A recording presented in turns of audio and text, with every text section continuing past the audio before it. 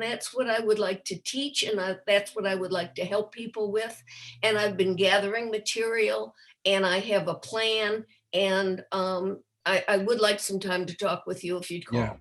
Yeah, absolutely. We will do that. Like to teach, and that's what I would like to help people with. And I've been gathering material, and I have a plan, and I would like some time to talk with you if you'd call. Yeah. Yeah, absolutely. No, I'll come. I'll come by. Good. Oh, that's Facebook. Somebody's got Facebook on. And it's repeating everything I said. Yeah, I know. It's annoying. So making sure nobody has Facebook on. We're on Facebook, just so you know. And again, for those who just joined us, we're working something Joyce and I talked about a long time ago about doing a grief group. And now that we can start doing things in person, I think both of us are committed to doing it live and to making sure that that this type of group, which is really therapeutic, would be done in person and not not virtually. And now that we can do that safely, this is one of those things that I really do think, my personal belief is that it cannot be done virtually. It cannot be done without people being in the same space. And it's really important. If anyone who's ever been to a 12-step group knows that it's really a dynamic of individuals being together. I know people have been doing 12-step groups over this last COVID period. They have been doing it virtually, but I know a lot of people who have not been happy with that and who have. I've heard complaints too. I have heard complaints that it isn't satisfying to try to talk over Zoom when you're talking about deep feelings. And the reality is, I think people just psychologically, the whatever you want to call it, the kind of ingrained feeling that we have is that we don't feel that we're in a safe and secure place when we're talking over a computer. Because number one, right, in the back of our mind, we don't know whether it really is being recorded, even unintentionally, that right, there's a copy of it. It's very hard to create a safe, confidential space, which you must have in a group like this. And then I think it's also just a sense like, what if someone's rocking around in the background at your home? My wife just came in the door, we closed it, but I actually made my signal, this signal, which is closed door, but it really is, I think, virtually impossible. I know we do our best, but we won't. Do it in person. Yeah. And now that we can start talking about that, and Harvey's on the line right now, he can tell you that our repairs to the synagogue are already underway, right, Harvey? They will start repairing everything tomorrow. The synagogue, as you know, has been emptied, and they will start tomorrow. They've taken out the asbestos today, and 7:30 tomorrow they're going to start repairing everything, and they're bringing carpet samples in, and we should be able to look at that. And I think they're trying to get it ready for the May 13th Bat Mitzvah. Really? You really think they're going to get done by then? Wow. They're quick. Okay. It's not clockwork with them. Right. And tomorrow they're going to be able to probably fix up all the water damage. And then the only thing else, I think, is the carpet. I'll find out tomorrow how long it will take to get the carpet. I mean, we got to get a color.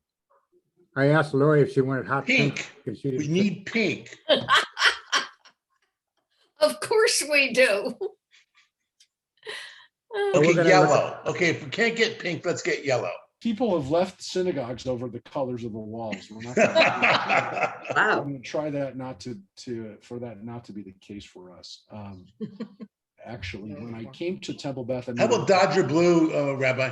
Yeah, there you go. It's Jewish blue too. That's one of the right. Let's say there you go. The Dodgers Jewish is the blue and white. That's right. But in all seriousness, we when I first came to the temple, not really seriousness, but it's true. It's all truth. When I first came to the temple, there was an argument over the chairs at the synagogue. There had been some people who donated money for chairs, and they couldn't decide what kind of chairs they were going to get. And so they hadn't done anything. And I finally said, look, I mean, this is ridiculous.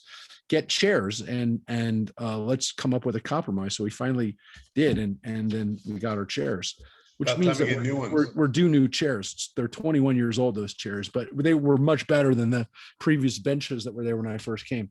Anyways, that is, but synagogue interior design is definitely can somewhat be problematic. Aesthetics are very personal and subjective, but hopefully we'll come up with some good plans. I do want to say one thing. We talked about the Dodgers yesterday before we had Dodger talk before the class yesterday. And they ended up losing again. Everything we said turned out to be true again. No bullpen. But I do want to tell you, I was at the Dodger game last week, and it was kind of really fun to be at the Dodger game. But I will tell you, they did a little tribute to Sandy Koufax. Oh, did They do these historic things, occasionally they'll do like a time machine. They did a thing about Sandy Koufax, about his achievements. And I'm telling you, man, I was crying. I was I was crying a little bit. And, it's so amazing to think about this guy and what he did in such a short period of time. And it's literally about 2 minutes. And I by the end of it, I was crying. And, it's just this feeling it's a weird feeling of Jewish pride, that one of the greatest baseball players of all times was a Jewish kid from New York. And there's something about that that's, it really is still, now 60 years later, it's still something of enormous pride that this guy did this, had these accomplishments. And the interesting thing they were talking about in the thing, they talked about it, his first few years in baseball were hardly impressive. He didn't really have it. And then a couple things happened, and, at first they, in the first few years in the 50s, he was not sensational. And then he had like 6 years in a row where he was just unstoppable, and it was just ridiculous, his statistics. But it was, for what I can say, I mean, I still think it's one of the greatest Jewish American stories. But it's neat, Rabbi. I was a little kid, but I got to watch him pitch. Well, you were a real little kid, because I was 7 when he retired. Yeah, I was going to say he retired in the late 60s, and he 66 was his last year. And he his really great years were from 61 to 66, and then he had to stop pitching. But just unbelievable. I mean, like the statistics, to throw 4 no-hitters. I mean, it's just it's a perfect game. It's mind-boggling, the kinds of things that he did, how good he was for those. And just think if he was an observant Jew, how much better he would have been. He was observant enough. The story of the Yom Kippur game is legendary. Already legend. Anyways, but I want to know if Harvey stole my shirt from my closet. I have the same shirt, Harvey. Yeah. Did you take it? I'll see if he stole your shirt. I better go look. Wonderful that you guys have the same shirt. So it's good to see everybody. And wow, I have to tell you, really, as much as I don't like to talk about silly normal things, it really was fun going to a Dodger game. I got to tell you, it was. But you said the first time you went, you weren't real happy with it. No, you know what? The first time I was just unhappy because. And they won the game. The first game I went, they lost the second game. But I felt the first time I was thinking about how it was different from the last time I was there. And then the second time I went, I was just happy. First of all, maybe it was a day game. It was sunny. It was, even though they lost, it somehow felt like, just be happy and maybe I was just in a different mental state, but I just felt like it's just so good to be out and the first time I was looking at what wasn't there. And then the second time I was just saying, it's just good to be out and doing normal stuff. And it was tiring. It was a 6-hour ordeal. They had a great first 6 innings, and then they lost. They went into extra innings and they lost. And second 6 innings, literally, it was a 12-inning game, and I think it was 6 hours. But it was so much fun just to be out for the day and to I was with an old college friend too. Maybe that was part of it, was just being with well, that makes it sound terrible because the first game I went with my brother-in-law, Charles. So I don't want to make it seem like it wasn't good company. It's good company.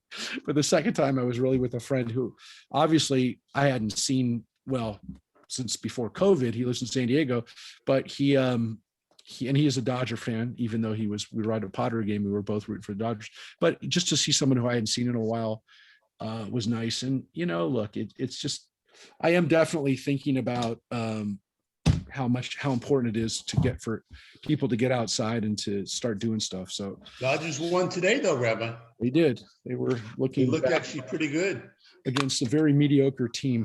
But yes, I don't want, now I sound ungrateful. But anyways, we'll take anything we can get. Exactly. Let me share the Torah. A couple of weeks ago, we were talking about, will the Dodgers ever lose a game? And then 2 weeks later, it's, will we ever win a game? So anyways, it's funny how things change. Your perspective changes from 1 week to the next. And by the way, that's all been on Facebook now, the sports report again, but it's more philosophical than that.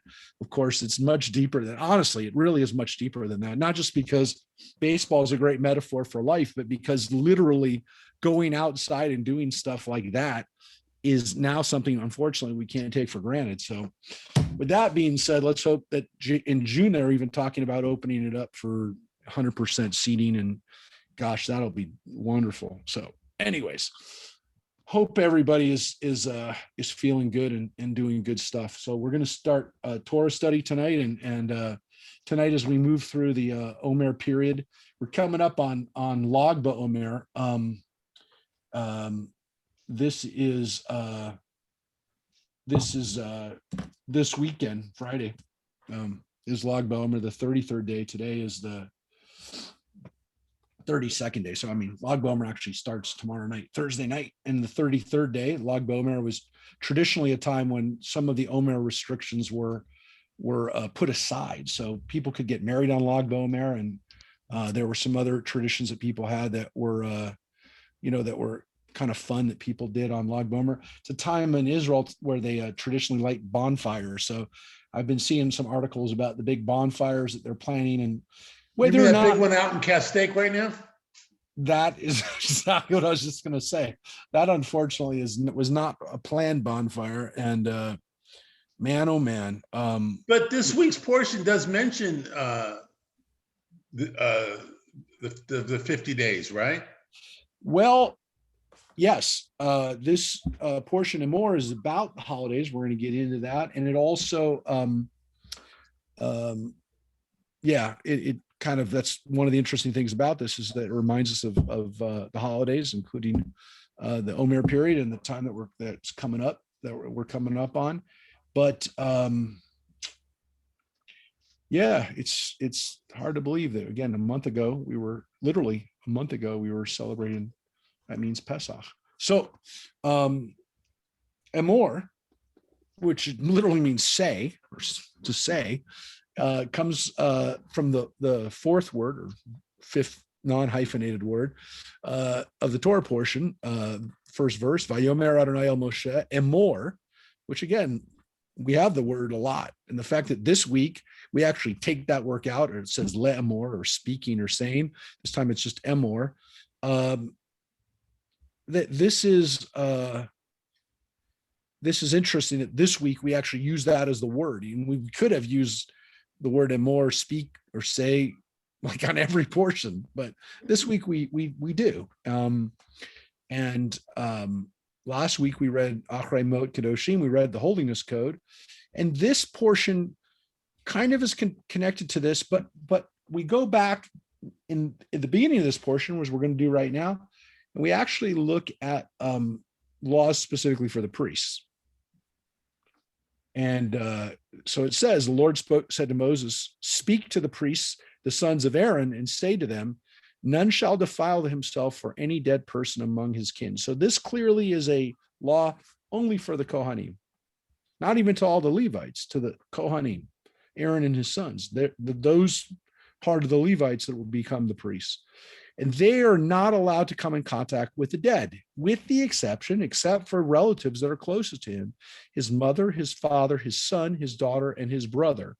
also for a virgin sister close to him, because she is not married, for her he may defile himself. But he shall not defile himself as kinsman by marriage, and so profane himself. So this is the laws of priests not coming in contact with any dead person except for a very close immediate relative. And when I say very close immediate relative, those relatives right there that are literally immediate blood relatives. And even in the case of a sister, once she's married, he's no longer even allowed to be part of her funeral. This is a serious law for priests to this day, not in the non-Orthodox world, but in the Orthodox world. And so there are people who will not go into cemeteries unless they're there for an immediate relative's funeral. And again, that's so that the person, their immediate family member, would not be alone when they got buried, not be without their immediate family. But other than that, a Kohen is not allowed to go. And this is a rule that Orthodox Kohanim take seriously. Again, it's not a law on every Jew. It's only on Kohanim. And it doesn't include a wife. Yeah. So, wow. So this is an interesting law because it's one of the reasons why traditionally, oftentimes rabbis, or at least congregational rabbis, often were not Kohanim, because they literally would not be able to go into a cemetery for a burial. And could you imagine for a second if I, as a rabbi, couldn't go to a funeral? Now that being said, you can be in the chapel and do a service if the body's not there, and if the body, and then you don't go to the cemetery for the burial. You absolutely, to say that a Kohen can't go to a funeral, that's not the case. Kohen can definitely go to a funeral on Zoom, but to be in the presence of a body, that's not allowed, except for the immediate family. They're blood relatives. Be careful, close blood relatives. So this is really prohibitive for a Kohen who's a rabbi. Actually, Tracy's family's rabbi at Orthodox synagogue in England growing up was a Kohen.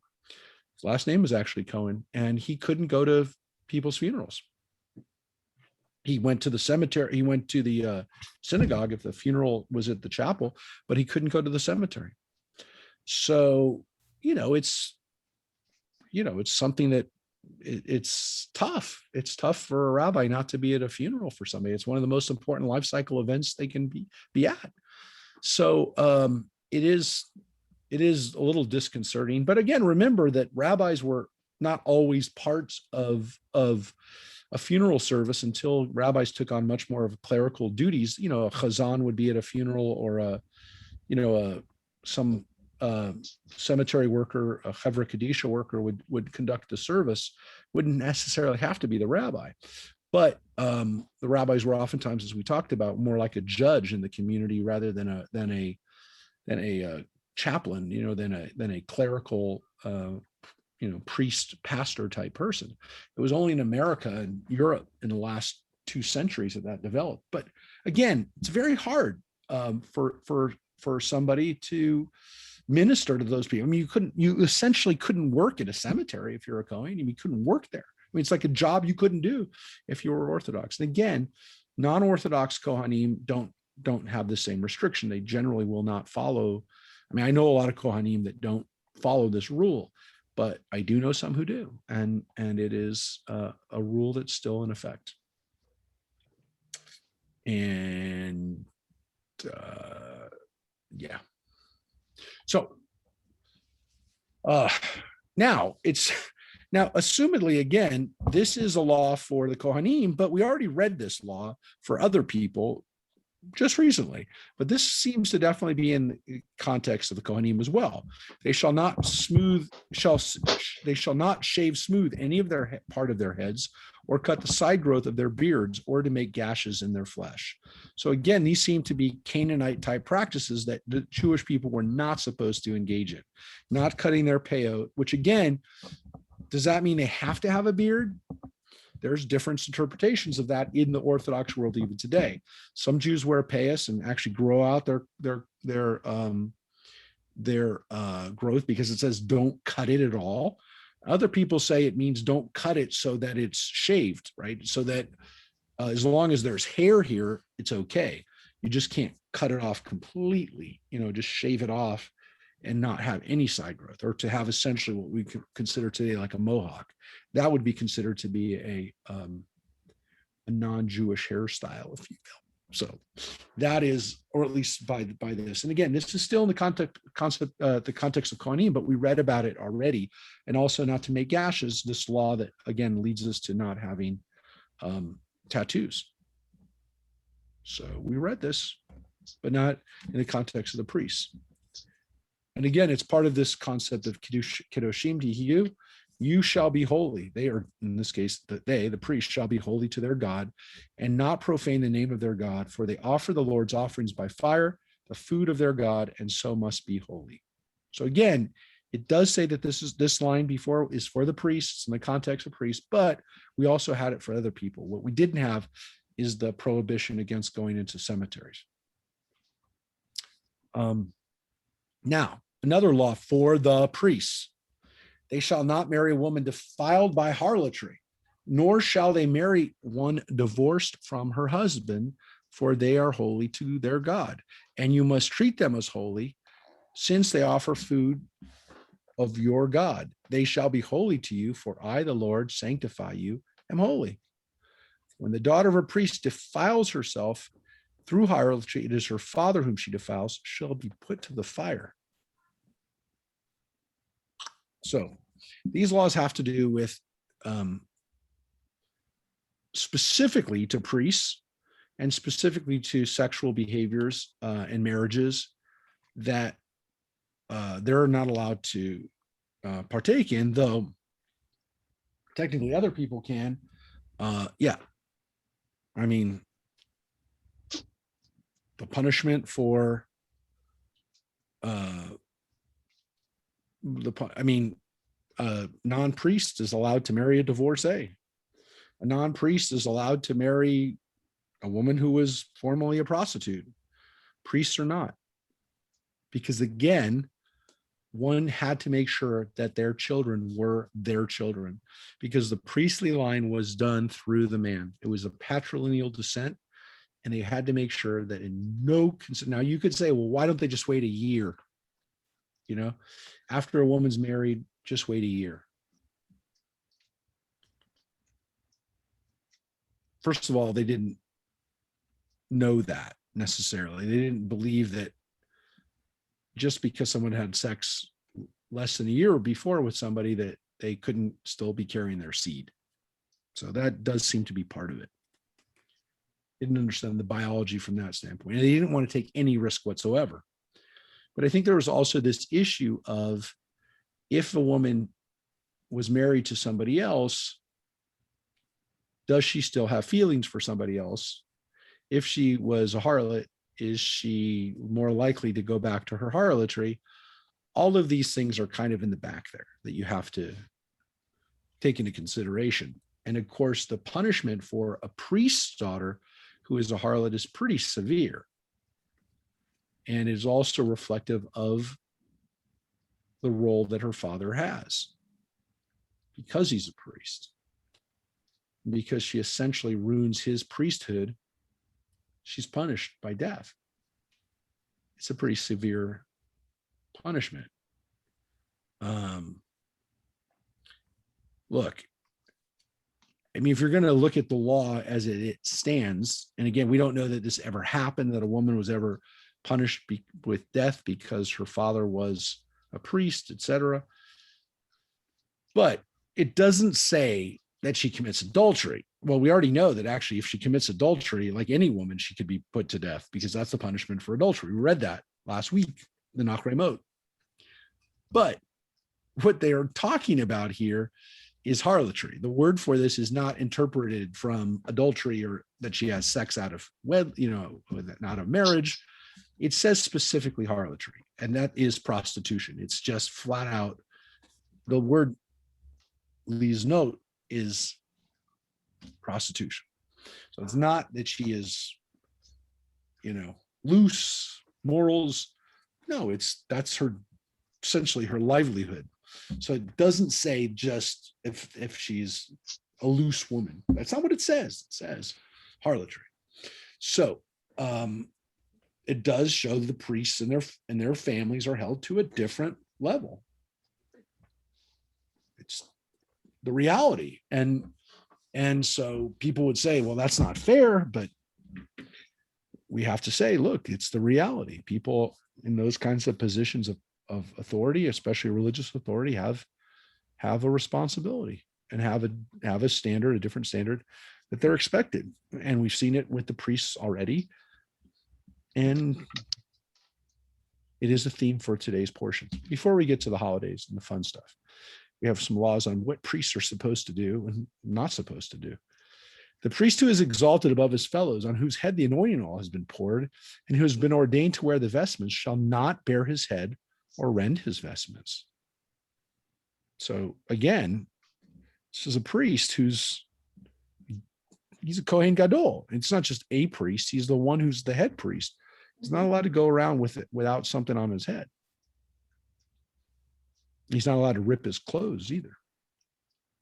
He shall not go in where there's any dead body. He shall not defile himself even for his father and mother. So for the high priest, any dead body. Now it doesn't say the rest of his family, which I mean, according to this, what we read before, his brother and sisters or unmarried sisters or his children, but it says no dead body. And it says even for his father and mother. It doesn't say kids and siblings, though that would be under any kol nefashot is all dead bodies, right? But more likely, it would be his father and mother. Most of the people who would be going to a funeral, most of the priests, high priests, that in their situations, it's their father or mother that they'd be most likely to go to. Yeah. And so it specified it and said, no, not even the father and mother. So we just read last week again, you're supposed to revere, you're supposed to fear or revere your father and mother, or mother and father in that order. But that's, if you're a high priest, that doesn't cover that. That commandment doesn't supersede this. You shall not go outside the sanctuary and profane the sanctuary of his God, for upon him is the distinction of the anointing oil of his God, mine, the Lord's. So again, he doesn't stay in the sanctuary all the time, but when it talks about what he does when he's outside the sanctuary, he's not allowed to, when he's outside the sanctuary, profane the sanctuary of God, because he's carrying with him his role, his job all the time. So when he's outside the sanctuary, you can't just read the first part. The first part is connected to the second part, which is that he's a representative of the priesthood wherever he goes. And so he cannot profane the sanctuary when he's outside. He's been singled out as the priest. And that is where we again get this comment, he may only marry a woman who is a virgin. Because before we read, he can't marry a divorcee. Here it says a widow or a divorced woman, or one who has been degraded by harlotry, such he may not marry. Only a virgin of his own kin may he take to wife, that he may not profane his offspring among his kin, for I, the Lord, have sanctified him. So again, the laws for priests in these first 15 or 16 verses that we read, look, folks, priests, and especially the high priests, are very, very holy, and they cannot marry somebody who may have had a child with, who could be carrying a child from somebody else. And they have to be from the Levites. They have to be from the again, and now the Kohanim, they have to be from the same tribe. Can't go outside the tribe for his wife. So it is really about keeping the genealogical It's the genetic purity of the priesthood. And the thing that's amazing about it is that it actually was done for much of the last 3,000 years. And that's why we still know who has colonic DNA. Now, it also is spread amongst all of us. So all of us have some traces of that colonic DNA because all of our families have become kind of mixed in together, all the Jewish families. And we can look at communities and look for that colonic DNA. And if we see it in a community that's not even necessarily recognizably Jewish anymore, if we find that Kohanic DNA, we know that it's a Jewish group. So the DNA of the Kohanim actually is a marker for us now because it's been proven, 100% been proven, that it is now a marker so that we can actually determine Jewish groups by the preponderance of that DNA. So if it just happens once or twice in some people, then, you know, it could be a fluke. It could be just a one-off thing where somebody was, you know, at some point had one ancestor. But if you do a survey of people and it turns out that, you know, 4 or 5% of the people have it and it starts popping up and then certain clusters, you're like, oh, well, that family has Jewish ancestry because they have the Kohanic DNA within them.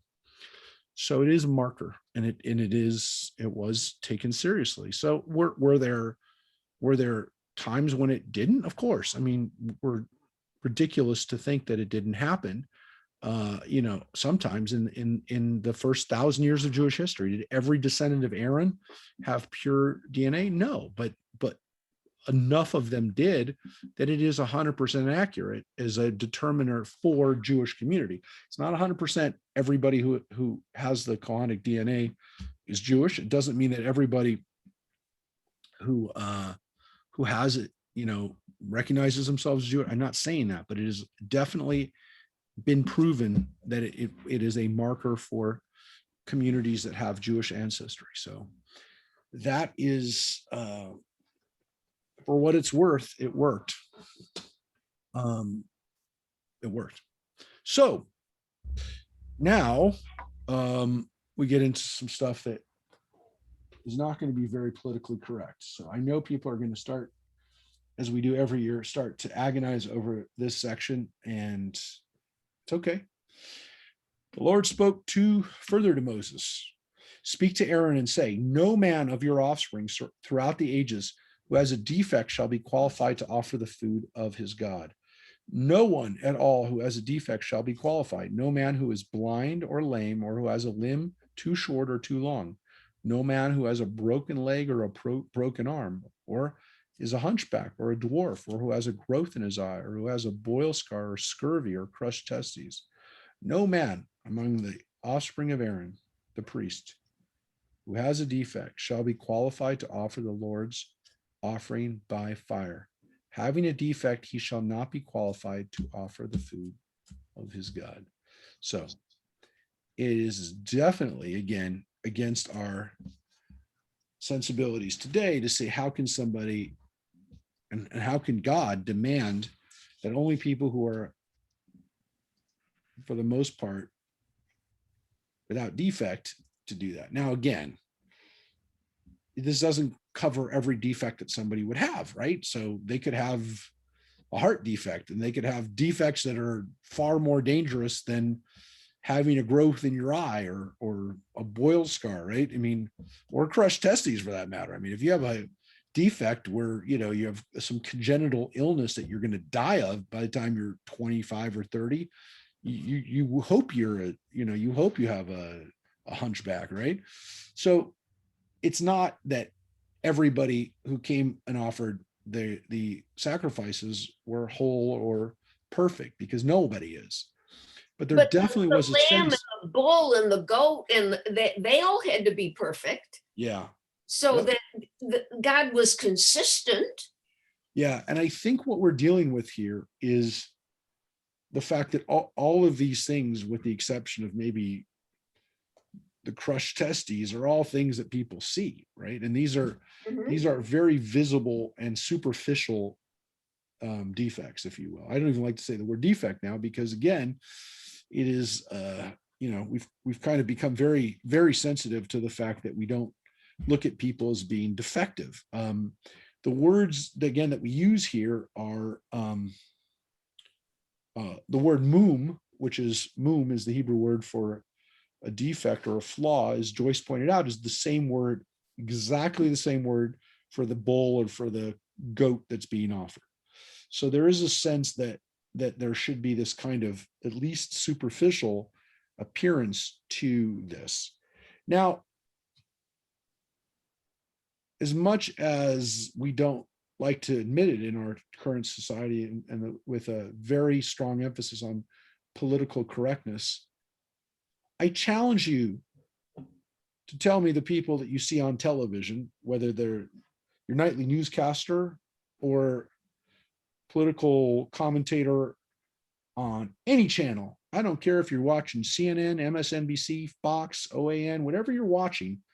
I challenge you to find and bring forth to me the newscaster or presenter or person that's on a commercial that doesn't look physically pretty close to perfect. But we can't tell if he has a crushed testing. We can't. We can imagine that some of these people must, but no, that doesn't. I don't even know what that means.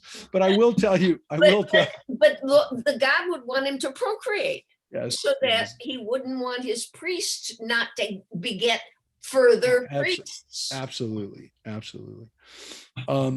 And I think there is this reality that human beings like to see things. And we still do, because we still have actors and actresses. Obviously, I'm just talking about people we see on television who are, for all the political correctness, none of these networks are still hiring people that would be considered, again, to not be some of the more attractive physical specimens in our world, right? And there's people who still get thrown off in the news when they look too old. Well, Adrian, what's her name? Adrian, I can't think of her last name, the one that was injured. She's a newswoman and she was injured, and I'm not sure she has her hands. Oh yeah, do you remember? Yeah. She in San Diego. The thing from the top of the van had got a no, but there was a newscaster from San Diego for years. Right. Bree Walker. Right. Yeah, so there have been some. There have been this some. Is Adrian. She was actually in a news van, and the that part that goes up to broadcast, it hit electric wires or something, and she was hurt in that accident. And I don't know if she has her hands or not. They never show that part anymore. But Bree Walker, I think that's who you're thinking of. Yeah, Bree Walker, and she was married to Jim Lampley for a while. Right. Anyways, she had and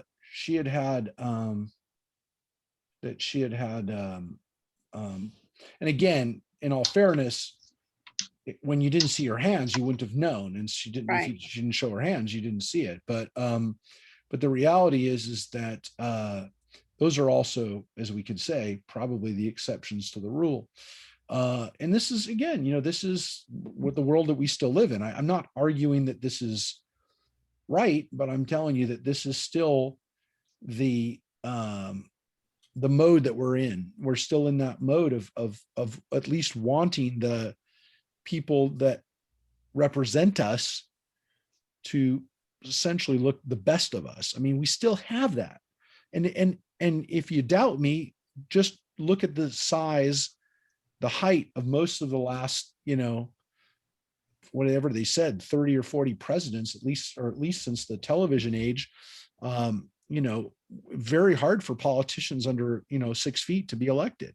So we still have that. And it's I think it's somewhat reflective of where the human mind is. Again, maybe we'll get beyond that one day. And again, the reason that we talk about it today with these kind of, with this political, saying that it's politically correct is because we know that it's not okay to say this. But that being said, let's be truthful. It's still part of our society. And again, it's hard to think of those exceptions to the rule. So I don't know what the future will hold for this. And, I think there's an interesting dilemma that we're in, and people have heard it, and you've heard this discussion before. What will happen with genetic engineering? Will someone, for example, who is a dwarf or who's a hunchback, will they, if they have the power will they have their children if they can stop them from having those genetic, any kind of genetic, I don't want to say the word defect, but any kind of situation where they can feel they can genetically correct it, or again, create a child, fetus that doesn't have that. Are they going to decide to do this? I mean, these are really issues that, that are ethical issues, or issues that people deal with today. And it's an issue in the hearing community, or in the deaf community. Again, these are big issues, whether congenital deafness, whether parents who would have the ability to correct that, would they do it? And these are issues that are still hotly debated in our country, and I don't think it's going to go away. I don't know, again, what we take away from the Torah here is, to some extent, that, this is what people essentially were, this is what God demands of the people. Is that reflective of who we are and God's knowledge of what we are?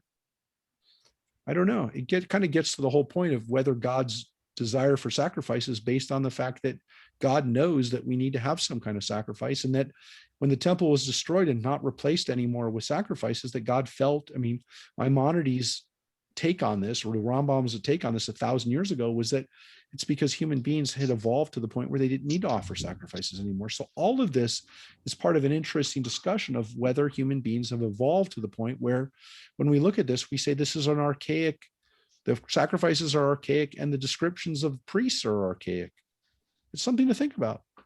However, I do want to point out that the priests who were not allowed to participate in the sacrifices are nevertheless absolutely 100% supposed to be supported by the sacrifices, because those people may eat of the food of his God, and of the most holy as well, of all the holy. But he shall not enter behind the curtain or come near the altar, for he is a defect. He shall not profane these places sacred to me, for I, the Lord, have sanctified them. Thus Moses spoke to Aaron and all his sons, and to all the Israelites. So everybody hears it after Moses is told by God, go and tell the people these things. Now, those laws are definitely for the priests, but again, they're in the Torah and everybody knows them. So now we're going to get into chapter 22 of Emor. The Lord spoke to Moses, saying, instruct Aaron and his sons to be scrupulous about the sacred donations that the Israelite people consecrate to me, lest they profane my holy name, mine the Lord's. And again, the word kadosh is used in that line alone, that one verse, kadshe, kodshe, mikdashim, 3 times in one verse. The concept of holiness just repeated over and over again in this part of Leviticus. This is kind of why it's still part of this kind of holiness code. Say to them throughout the ages, if any man among your offspring, while in the state of uncleanness, partakes of any sacred donation that the Israelite people may consecrate to the Lord, that person shall be cut off from me. I am the Lord. So again, the karet, the punishment of karet, is for sins that are oftentimes done that are not death punishments, but exile. There's serious excommunication or exile. It's a serious situation, but it's not death. No man of Aaron's offspring who has an eruption or a discharge shall eat of the sacred donations until he's clean.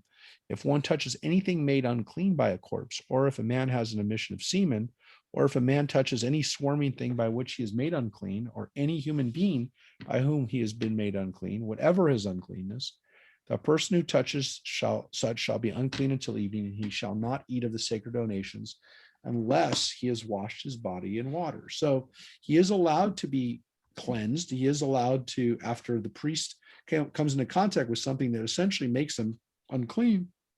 The word again, tame, which is used several times in this one phrase, tame, unclean. Unclean, tame, that he is allowed to wash himself, and then he can come back and eat it. But he has to wait for the sun to set. There's a waiting period. He shall be clean, and afterward he may eat of the sacred donations, for they are his food. So again, not only is he, I mean, this is an issue of life and death to some extent. I mean, not for, He may miss a meal or two, but the reality is it's not just being able to do his job, but also being able to be supported and have food of the sacred donations. And by the way, it doesn't mean he can't eat any food. He just can't eat the priestly food. So the idea that he even goes hungry for more than 2 meals, could eat something else. He just has to pay for it.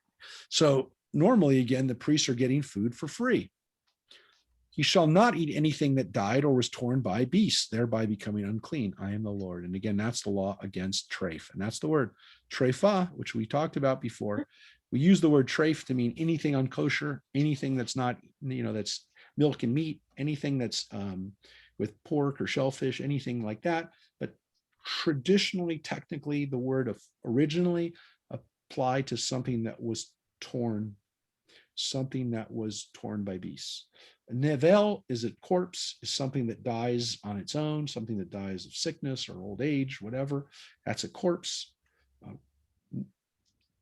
Could be any kind of dead animal. Treifa is one that specifically was torn. Again, we know today probably a good way to stay healthy, not to eat an animal that you find by the side of the road, roadkill, if you will.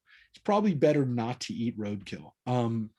You and I can kind of joke about that today because, we can go to get a piece of meat for $1. You can have a hamburger at McDonald's, but in the ancient world, meat was expensive. It was hard to turn down free meat. And if you saw an animal, a cow or a goat that had been ripped apart by a wolf, let's say, and you say, what's the difference? The animal's dead.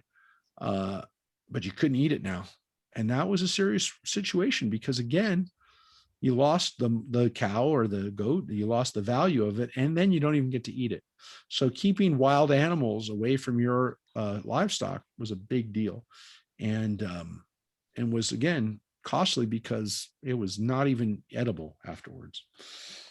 So good way, though, to keep healthy because, again, as soon as that animal dies and is susceptible and might even have been dead of poisoning and something that if you ate it, you'd get sick from, right? But again, this really cuts down on a lot of foodborne illness. Just those two things, those two things must have saved millions of Jews over the years by not, again, doing what was common practice and still is common practice. I don't want to gross people out here, but there are still people who, somebody did a roadkill cookbook, and not one person, there's several of them. And it's kind of funny, but it's not, because there was a reason why. And again, today we cook things and generally, we have ways of cutting down on bacteria. We've gotten a little smarter about, kind of recognizing stuff but you can't see E. coli bacteria. You can't see salmonella, and people back in those days, that was a death sentence, eating a bad piece of meat. Today you can get some medicine, and you can get some antibiotics or some fever reducers and things like that. But man, in the old days, people would die of a bad piece of meat, and they still do today, but it's much, much less likely. So these are laws that we take for granted, but they're brilliant, and they're very, very, it's important. It's in the Torah. They shall keep my charge, lest they incur guilt thereby and die for it, having committed profanation. I, the Lord, consecrate them. And again, I made them holy. No layperson shall eat of the sacred donations. No bound or hired laborer of a priest shall eat of the sacred donations, which is interesting because, again, they could have workers, they could have servants or whatever, but they couldn't eat of the priestly food. But a person who is a priest's property by purchase may eat of them. And those that are born into his household may eat of his food. So if they are technically slaves, they can. But if they work for him, can't. So there's a distinction between, again, workers, hired workers, and slaves. So it could be again, the difference between saying that somebody who's a slave is essentially like your household, is literally your slave is like your child now, and then they're allowed to eat of them. Not a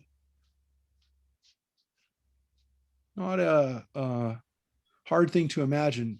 if you understood that the difference between a worker or a servant or a servant, but a hired laborer. I mean, it's a bound laborer is also a little bit more than a worker. It's somebody who's more like an indentured servant, but a slave, somebody who's actually your slave, is like your child. And their children, by the way, too. Those who are born into your household, that doesn't just mean your children. Obviously, if your son is he's a Kohen, he can obviously eat of the food. And your daughter, until we'll get to that, but they can eat, but also the slaves that are born into your household. Born into your household means the people that are born as slaves into your household. And here it goes. If a priest's daughter marries a layman, meaning someone who's not a priest, she may not eat of the sacred gifts anymore. But if the priest's daughter is widowed or divorced and without offspring and is back in her father's house in her youth, she may eat of her father's food. No lay person may eat of it. But if a man eats of a sacred donation unwittingly, he shall pay the priest for the sacred donation, adding 1/5 of its value as a punishment. So again, that 20% is considered to be like a punishment, a punitive tax. So again, normally a priest's daughter is not allowed to eat once she's left the priesthood, left the protection of and care of her father. But again, if her husband dies or if she's divorced, she's now dependent on her father, she can come back and eat of the food of the priesthood again. Doesn't mean that he can't buy her food, by the way. I just want to make it clear. She got to eat.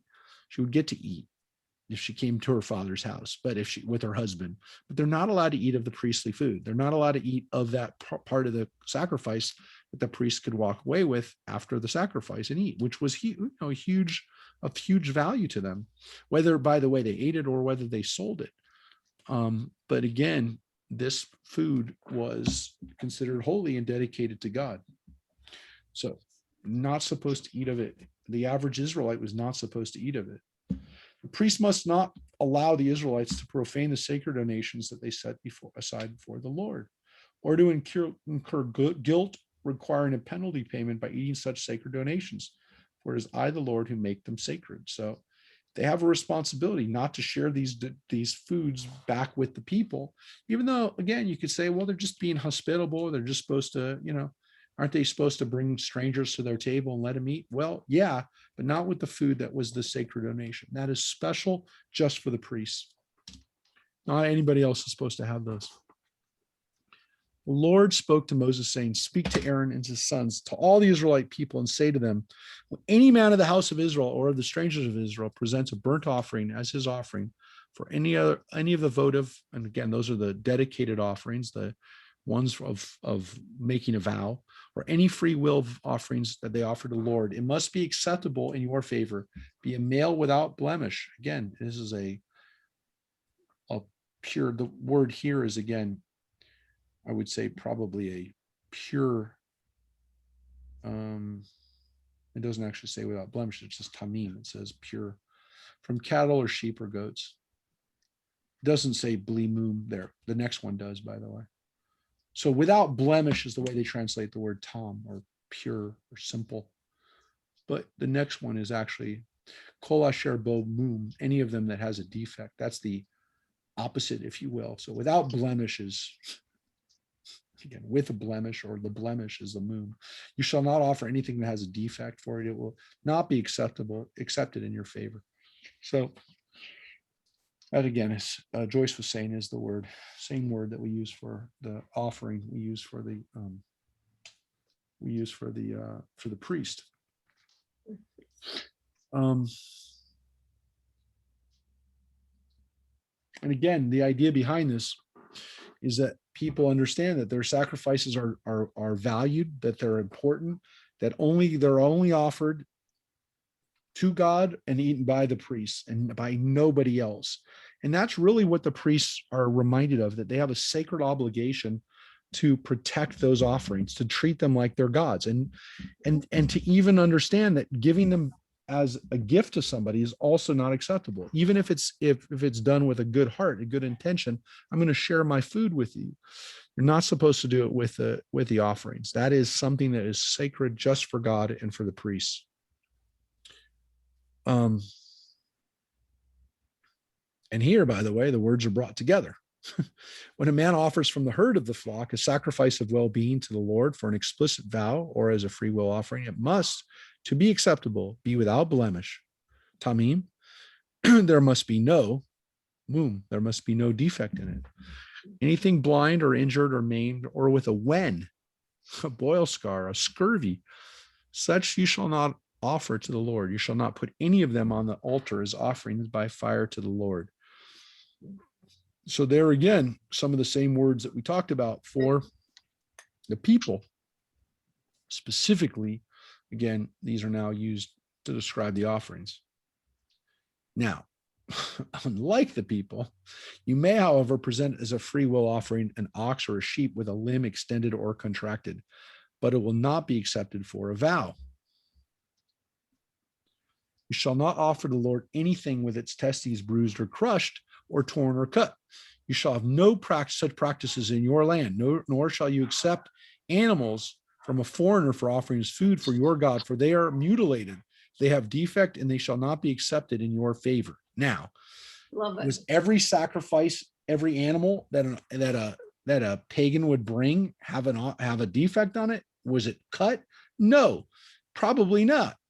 But what it tells us is that the pagans would often do that to their offerings before they offered it to God, that they would cut off a piece of the cow before they offered it to their gods, meaning maybe they cut off the testicles of the animal, which also, by the way, seems to be part of the problem with both animals and people, that people willingly did this. And that was considered to be not okay. So the animals didn't have to have all perfect limbs like the people did, but they also, like people, couldn't have crushed testes, and they couldn't be, as many of the pagans did with their animals, they couldn't be mutilated as part of the ritual. And it must have been so common that the Jews, the Israelites, were commanded never to allow one of those offerings to be brought, because it might be. So again, it says you shall not offer any of them. It doesn't say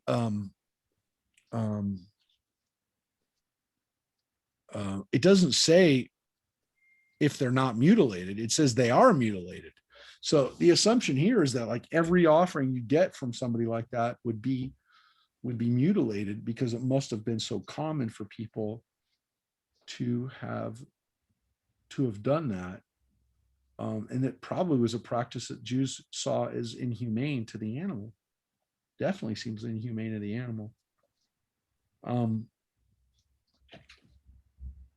Yeah, somebody was going to say something.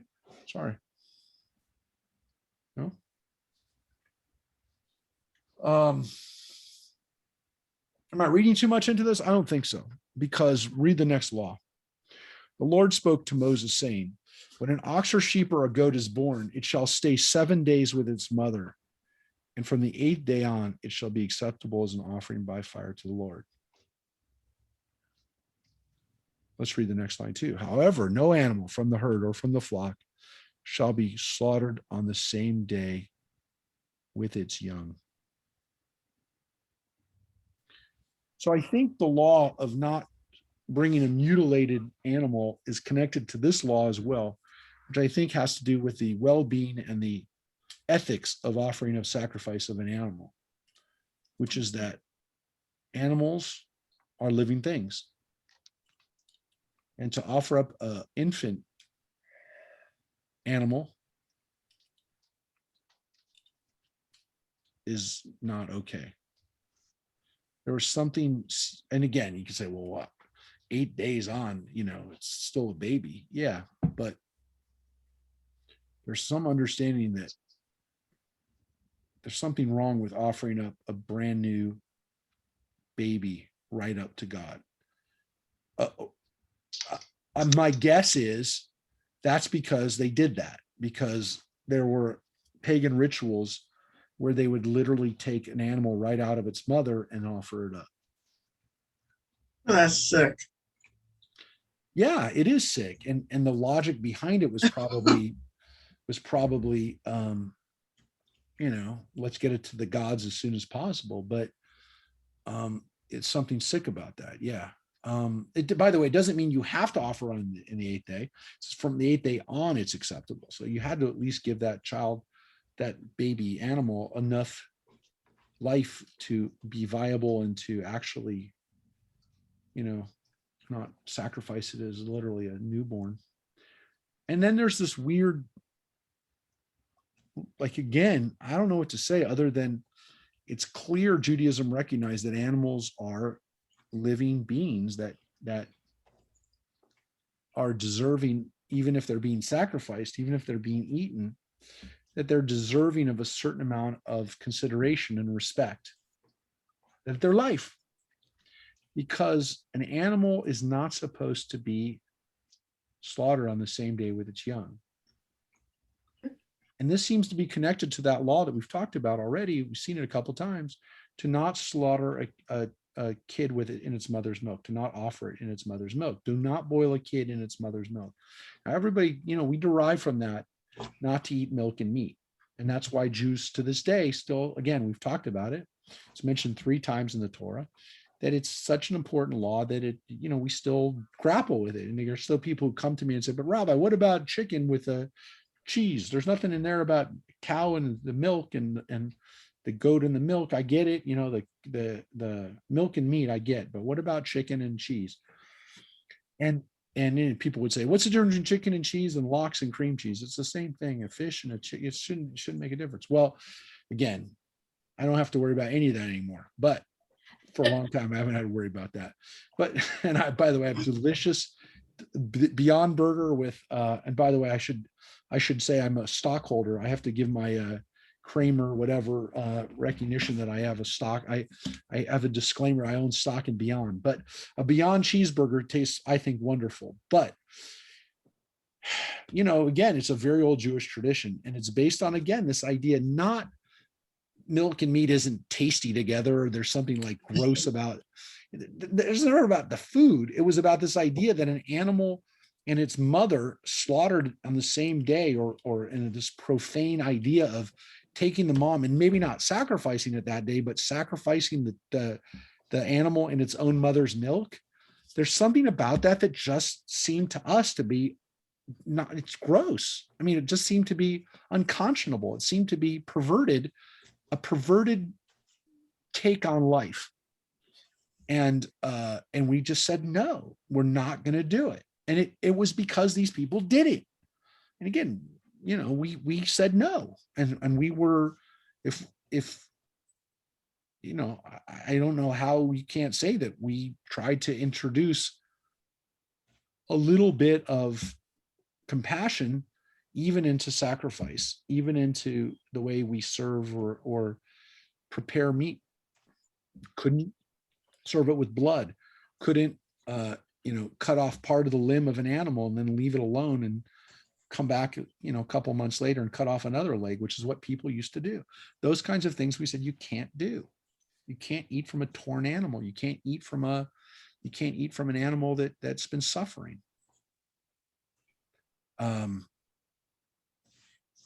So there is a recognition that animals as life forms need to be protected and need to be recognized, and that we're better people when we do that. So it's something that I think we have to consider today, and again, it's one of the reasons why I became a vegetarian, because I don't have control over the way animals are being treated. None of us do if we're buying food from factory farms. So we don't have that control anymore. We don't know how animals are being treated. And again, for people who have farm raised, there's people who do that and they make a choice. I'm only going to have farm raised and compassionately raised animal. There's ranches that commit to that, and they're more expensive. And again, they're it's somewhat of a it's a wealthy person's prerogative, unfortunately, oftentimes to do that. But Judaism teaches us to be compassionate to animals even when we kill them. So with that being said, Torah seems to get that message across. When you sacrifice a Thanksgiving offering to the Lord. So again, this is free will offerings.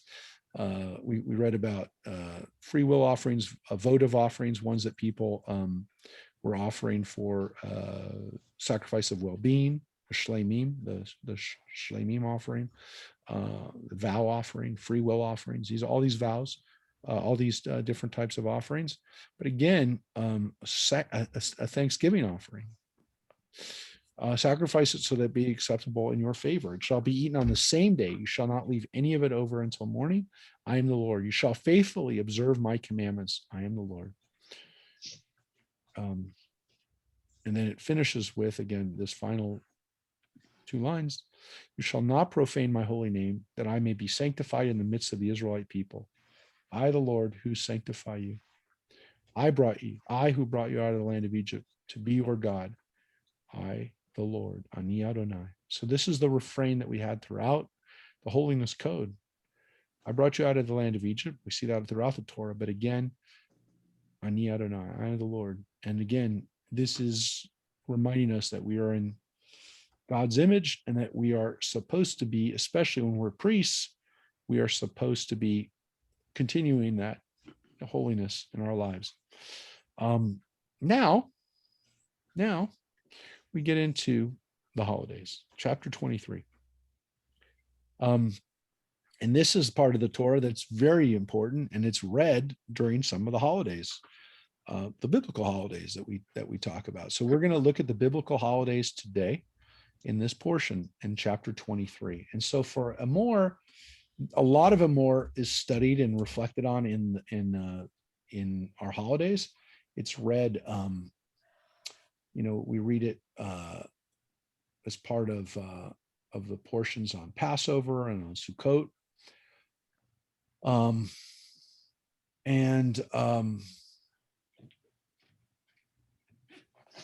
This chapter 23, I like to direct your attention as we read it.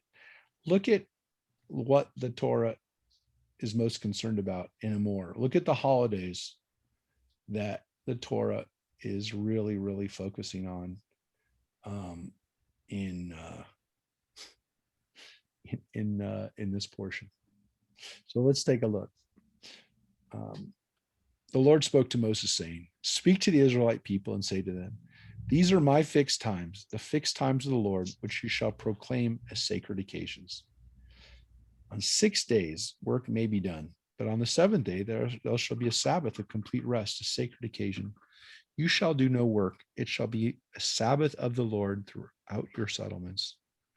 Well, the first holiday that they mention is the one that happens the most. It's the one that happens every week. It is Shabbat. And of course, we've read about Shabbat since the 10 Commandments. We've been reading about Shabbat. Well, we've been reading about Shabbat since the very beginning of the book of Genesis. We've been reading about Shabbat as the 7th day, the day that was created to be holy. But again, in the several places that Shabbat is mentioned, including, as we saw in Exodus later on, in the portion Ki Tisa, when we read about the work that we're not supposed to do on Shabbat, and the fact of Vishamru V'nei Israel, that Jews are supposed to keep Shabbat, that this is very clear that this is a day of rest. Most importantly, that this is a day where you cease from your work. That's the emphasis on this. Not on, again, celebrating it or remembering creation or remembering our freedom from Egypt, but not to do work. Now we get into the holidays, the actual days that come once a year. These are the set times of the Lord, the sacred occasions which you shall celebrate, each at its appointed time. And now we're going to get into the calendar. So, and I say the calendar because these are the holidays. Now, we'll come back to what's not here in a sec, but let's look at what is here first. In the first month, on the 14th day of the month at twilight, there shall be a Passover offering to the Lord. Seems pretty straightforward. That's Passover. Passover offering, Pesach Ladonai. It's Pesach. By the way, of course, we said many times it's the first month because originally in the Bible, the Jewish calendar originally began at the springtime in the biblical calendar, again, we just finished the first month. We're now in the second month of the Jewish calendar. We would be like still feeling that we're at the beginning of the year. Only later on during the Babylonian experience do we take away the Babylonian calendar, where they had the year that began in autumn, and that became the focus at Rosh Hashanah. We're going to get to it, and you'll see that's here, but it's not the beginning of the year, which is when on the first, essentially full moon, the 14th day of the month, that's a full moon at twilight. When you'd see the full moon, there's a Pesach offering. Pretty straightforward. Now you're going to say, okay, that's Pesach. Well, wait a second. Because the next says, and on the 15th day of the month, the Lord's feast of unleavened bread. You shall eat unleavened bread for 7 days. What just happened? Now, if you had never read the Torah before, if you never knew anything about Judaism before, you know nothing about Judaism. I know it's hard to do. You've been living your lives as Jews, and I don't expect you to forget this right now. But try. If you've never read the Torah before, and you read those two verses, verses 5 and 6, what just happened? What just happened? What do you see? Just look at it. Just don't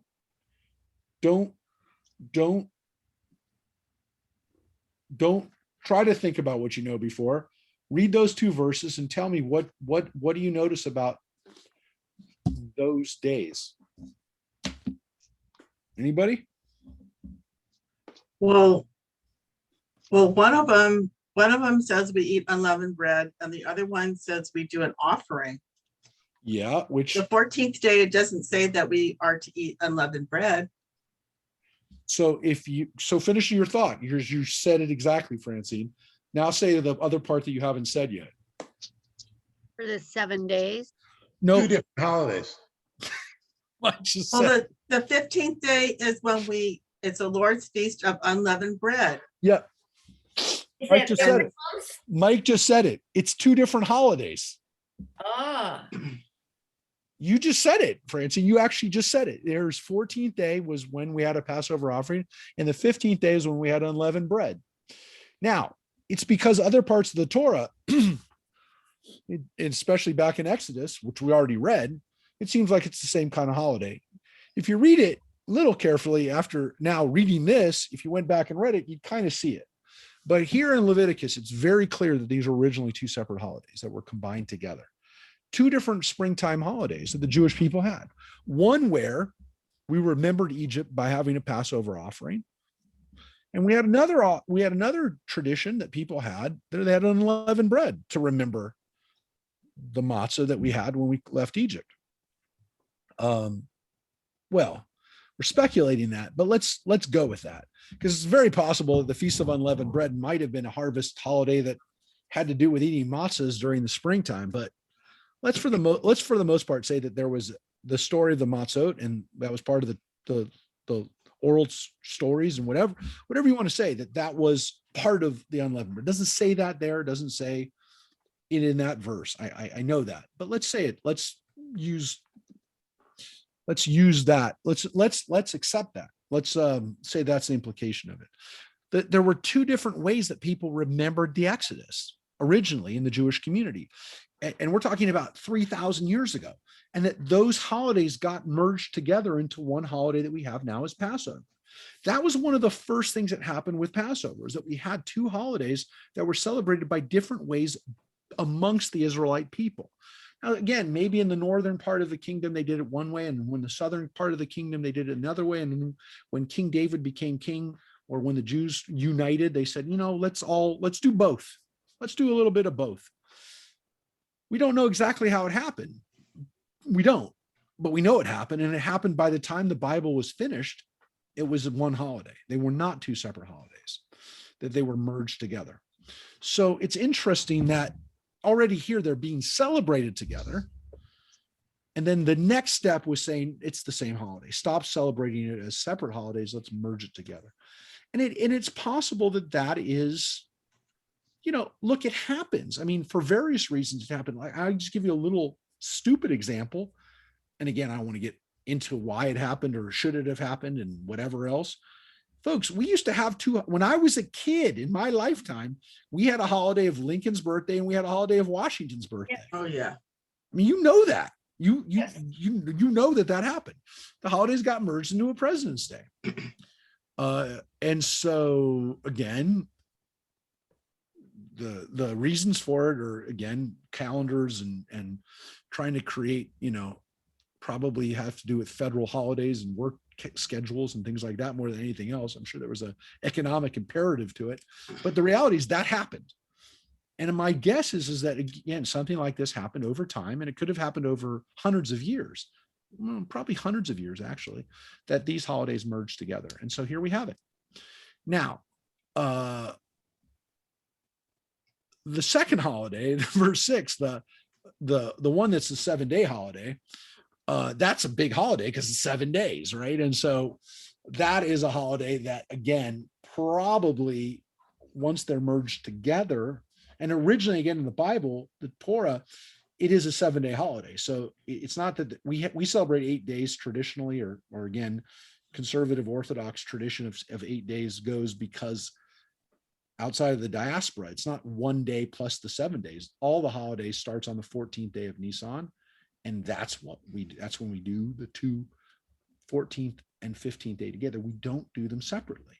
I mean, if we were really following the Torah literally, if we're following this part of the Torah literally, if we're following it from Leviticus chapter 23, verse 5 and 6, we would have 2 days where we'd have 1 day where we had the Passover offering, and then the next day we'd have the unleavened bread, and then have a week of unleavened bread. It would be 8 days. On the first day, you shall celebrate a sacred occasion. You shall not work at your occupations. 7 days you shall make offerings by fire to the Lord. The 7th day also shall be a sacred occasion. You shall not work on your occupations. That's why the first days and the last days of Passover are holidays like Shabbat, where you don't work. So again, we traditionally now do the first 2 days and the last 2 days because, again, of the diaspora. But originally it was the 1st and 7th day, and that's the way it's observed in Israel today. The 1st day and 7th day were days when everything is shut in Israel. They're Sabbath days, and they're days that, again, even non-observant Israelis can't work on those days. They can't travel. They can't do stuff. I mean, some of them go to the beach and do their own thing, but the 1st and 7th days, schools are closed. It doesn't matter if it's midweek. It doesn't matter if they're both on Wednesday. The schools are closed. So their holidays they are national. That's a good way of describing. They're national holidays in Israel. They're the same as President's Day or whatever. You may want to go to the bank, but it ain't open. So you follow it, and you follow it even if you're not Jewish. The Lord spoke, and by that I mean, because if you're not Jewish and you try to go and do your banking and try to go to work on that day, it's closed. The Lord spoke to Moses, saying, "Speak to the Israelite people and say to them, when you enter the land that I am giving to you and reap its harvest, you shall bring the first sheaf of your harvest to the priest. You shall elevate the sheaf before the Lord for acceptance in your behalf. The priest shall elevate it on the Sabbath, on the day after the Sabbath. On the day that you elevate the sheaf, you shall offer as a burnt offering to the Lord a lamb of the first year without blemish. The meal offering with it shall be 2/10 of a measure of choice flour with oil mixed in, and an offering by fire of pleasing odor to the Lord. And the libation with it shall be of wine, 1/4 of a hin.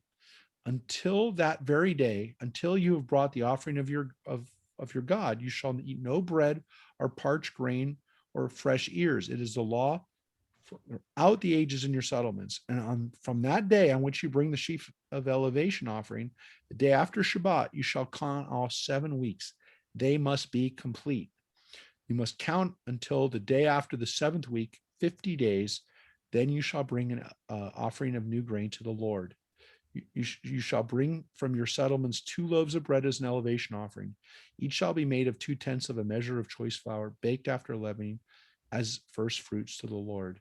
With the bread you shall present as burnt offerings to the Lord 7 yearling lambs without blemish, 1 bull of the herd, 2 rams with their meal offerings and libations, an offering by fire, pleasing odor to the Lord. You shall offer 1 goat as a sin offering, and 2 yearling lambs as a sacrifice of well-being. The priest shall elevate these 2 lambs together with the bread of the first fruits as an elevation offering before the Lord. They shall be holy to the Lord for the priest. This is the law of the Omer. This is the law of bringing these offerings for 50 days. 50 days. Actually, it's more than 50 days because it's 50 days from Shabbat, day after Shabbat. So it tells us that this, and again, I'm only showing you this, again, turning back the pages so you can see this.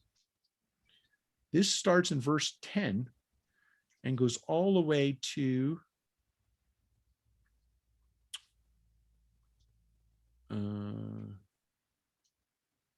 it goes all the way to, well, the end of the holiday is Shavuot, which I haven't gotten to yet, but this is 10 verses, 11 verses of the Omer. I mean, you can see that this description of a holiday that goes on for 7 weeks begins and ends with sacrifices. Every day, people are bringing an offering.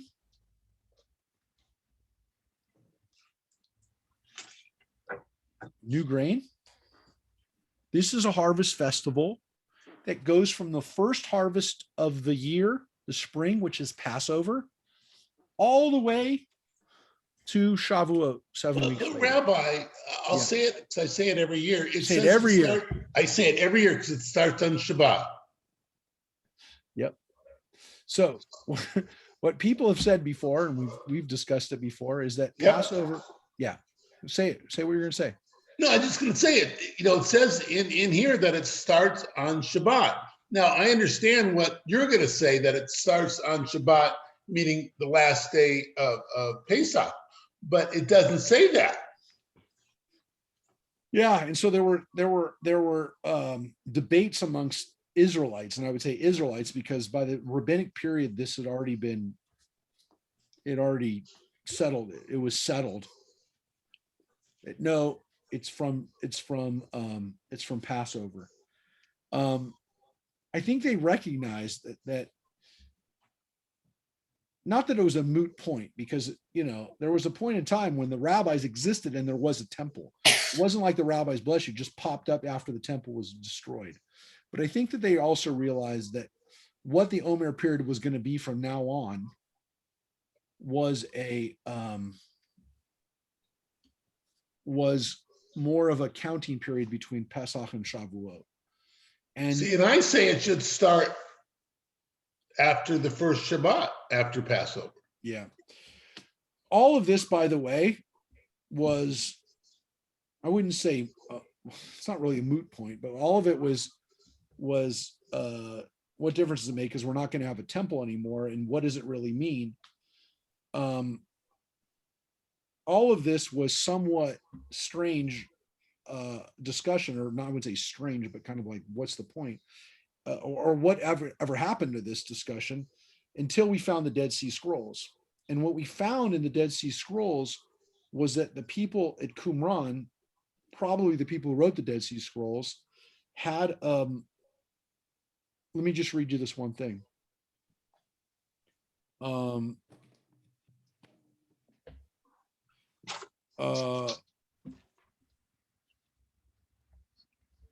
One of the last Qumran scrolls to be discovered contains 2 festival dates observed by Qumran sect as part of the formerly perfect 364-day calendar and dedicated to new wine and new oil, neither of which are mentioned in the Hebrew Bible, but were known from other Qumran manuscripts.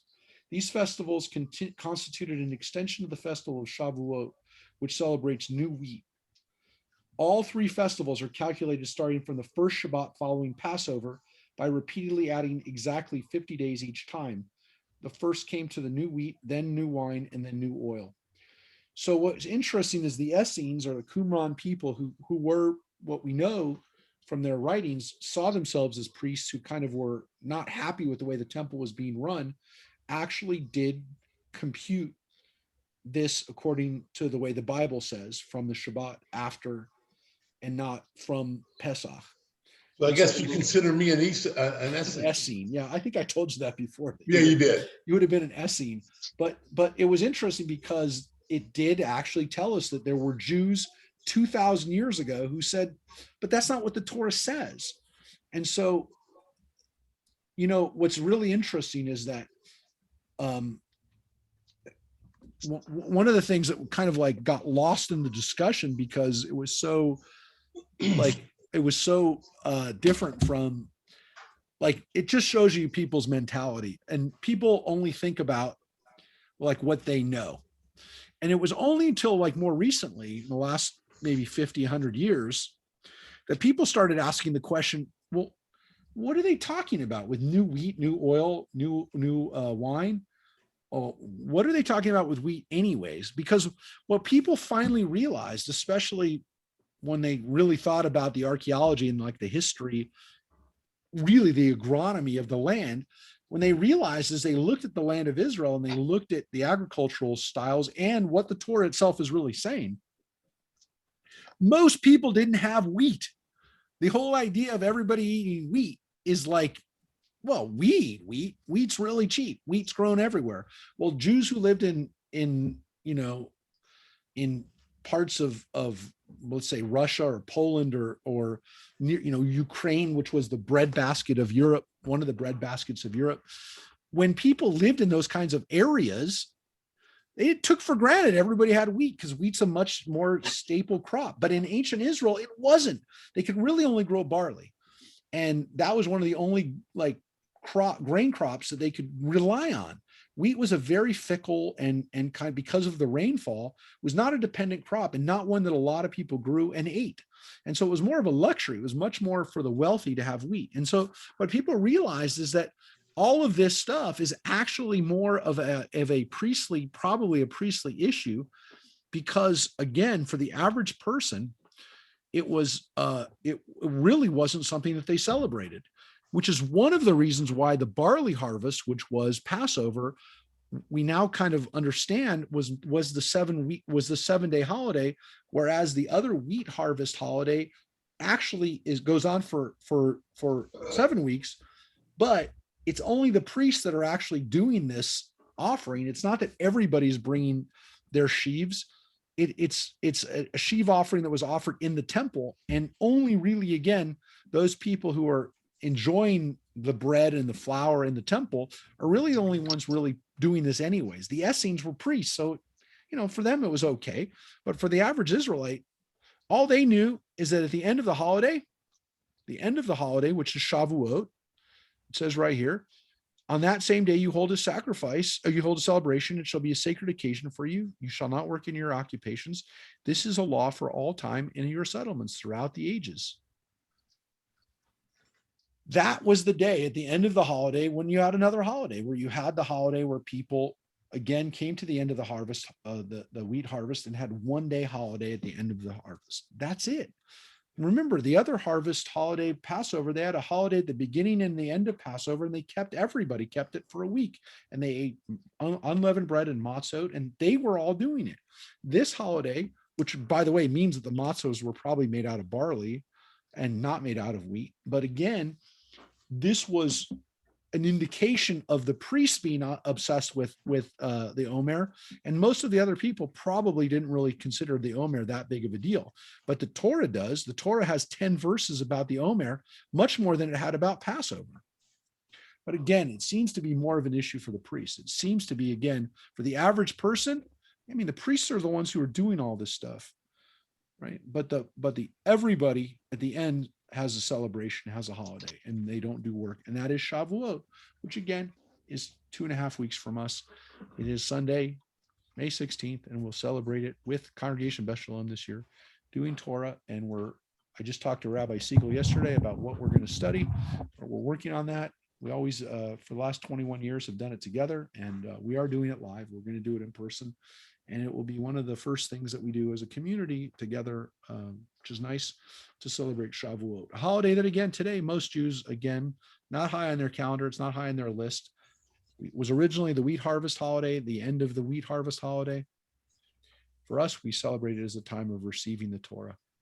But you can see how much of the Torah here is based on the Omer. Quite a lot, quite a lot. And when I get to the other holidays, you're going to see, whoa, it's really a lot, because you'll see how little there is on the other ones. So it says here, and when you reap the harvest of your land, you shall not reap all the way to the edges of your field, or gather the gleanings of your harvest. You shall leave them for the poor and the stranger. I, the Lord, your God. And again, this is the law of the leket and the peah, and also the leket, the gleanings that you leave behind, so that the poor can come up behind you. You don't pick up all your crops when you're harvesting, and you leave some for the poor, and you leave the corners of your crops. So again, literally, you tithe by your farming. You don't cut the ends of your crops. You leave some of your field for the poor. The Lord spoke to Moses, saying, speak to the Israelite people thus. In the 7th month, so 6 months later, halfway through the year, on the first day of the month, you shall observe a complete rest, a sacred occasion commemorated with loud blasts. You shall not work at your occupations, and you shall bring an offering by fire to the Lord. Folks, what is that? Rosh Hashanah, the shofar. Yep. Rosh Hashanah. There you go. That's the shofar. Now, it does not say anything about going to shul. Does not say anything about you go to the temple. It does not say this is a holiday that everybody takes part in, other than they don't work and they hear the sounds of the shofar. Sounds like a wonderful way. How did this holiday become the one holiday that Jews celebrate and the next one we're about to read? It doesn't make any sense based on what's in the Torah. Definitely doesn't make sense based on what's in Leviticus. We have another list of holidays in the book of Numbers. We have another list of books in the book of the holidays in the book of Deuteronomy. So we have other lists of holidays. So in Parshat Pinchas, we're going to read about the sacrifices that were done, and we'll read that together in a few months. And then a few months after that, we're going to read in Deuteronomy and Re'eh, we're going to read the list of the holidays as well. But on Leviticus, after this first list of holidays, again, we read about Passover already. This is the first time we're experiencing. I mean, like, literally, if you never read about Rosh Hashanah before, you would not think this is the holiday that Jews get all excited about. Because again, it's 2 verses. And it's literally like the end of what you do on the other holidays, like Passover and Shavuot. If you looked at the amount of lines there are, and I already showed you, it's 10, 11 lines about the Omer and the lead up to Shavuot. But literally here, it seems as though Rosh Hashanah is a time of rest and a time of kind of like coming through 6 months later and saying, you know what, it's a half year, we're halfway through the year. But Rabbi, don't you think things changed once they changed the calendar to Rosh Hashanah being the beginning of the year? So once that happened, once the Babylonian experience happened, and also the fact that if you think about it, the other holidays are so attached to agriculture that once you're no longer an agricultural people, a people connected to the land and the harvest, those are tough holidays to wrap your head around. They're almost like rubbing your nose into the fact that you don't have a land and you don't have anything. This one I can do. This one I can do wherever I am. And of course, 10 days later, the Lord spoke to Moses saying, mark the 10th day of the 7th month. That's the Day of Atonement, Yom HaKippurim. It shall be a sacred occasion for you. You shall practice self-denial, and you shall bring an offering of fire by fire to the Lord. You shall do no work throughout that day, for it is a day of atonement on which expiation is made to your God. Indeed, any person who does not practice self-denial throughout that day shall be cut off from his kin. And whoever does any work on that day, I will cause that person to perish from among his people. Do no work whatever. It is the law for all time, out the ages, in all your settlement. So this holiday, even in the Torah, says it's a very important day. Yeah. And here's the last line. Yeah. It shall be a Sabbath, complete rest for you, and you shall practice self-denial. And on the 9th day of the evening of the month, from that evening, you shall observe this as your Sabbath. So again, it's an understanding that no matter what day of the week it is a Shabbat. So yes, absolutely. You can see this is, including the first line, 26, it goes all the way here to, and again, I don't want to dwell on how much lines you have in the Torah, whether, that it's not how many lines you have in a movie or a play. But the reality is, yes, Yom Kippur does get singled out. No, it's not the number of lines, it's what it says in those lines. Yeah. And that there's a punishment specifically for people who don't follow it, right? Right. So for people right. who don't practice self-denial, and for people who do work on that day, the punishment is karet. It's not that you get killed. It's not that you get stoned or burned, but that you're cut off from among your people. And specifically what it says is you shall perish from among your people here. Here it also says, it says right here. Here it says karet, he's cut off from his kin. And then later on it says he shall perish from among his people. So again, a lot of people would say that this is the final step for people when they're leaving the Jewish people. It's like the last thing that they hold on to, and that is Yom Kippur. It's interesting because, again, essentially when someone stops following Yom Kippur, you can make the argument that is when they really are cut off from among their people. That is the last step to leave the community, is when you are no longer celebrating even Yom Kippur. Again, I'm not here to say what are the most important Jewish holidays. I'm just telling you what people tend to think of today. Why has it been so hard for the Jewish people to give up Yom Kippur as, again, like the last step? Again, maybe because people were it was ingrained on them that this is, again, when you do this, you're essentially perish from among your people. You're no longer really a part of the Jewish people anymore. So people took it very seriously. They took it seriously. Now, again, I want to stress, it doesn't say you have to go to synagogue. It does say, by the way, you do an offering. We read about Yom Kippur last week. We read about it in Achrei Mot. We read already that ritual that the Jews first did, that we first did when after the death of Aaron's firstborn. That's what Achrei Mot. After the death, it says that they did this cleaning ritual and they repurified the temple. And then that was a way of expiation. That was a way of atonement. And then God says, and that's what you do every year. Every year you clean up and you get the priests to fix themselves, but that's for the priests.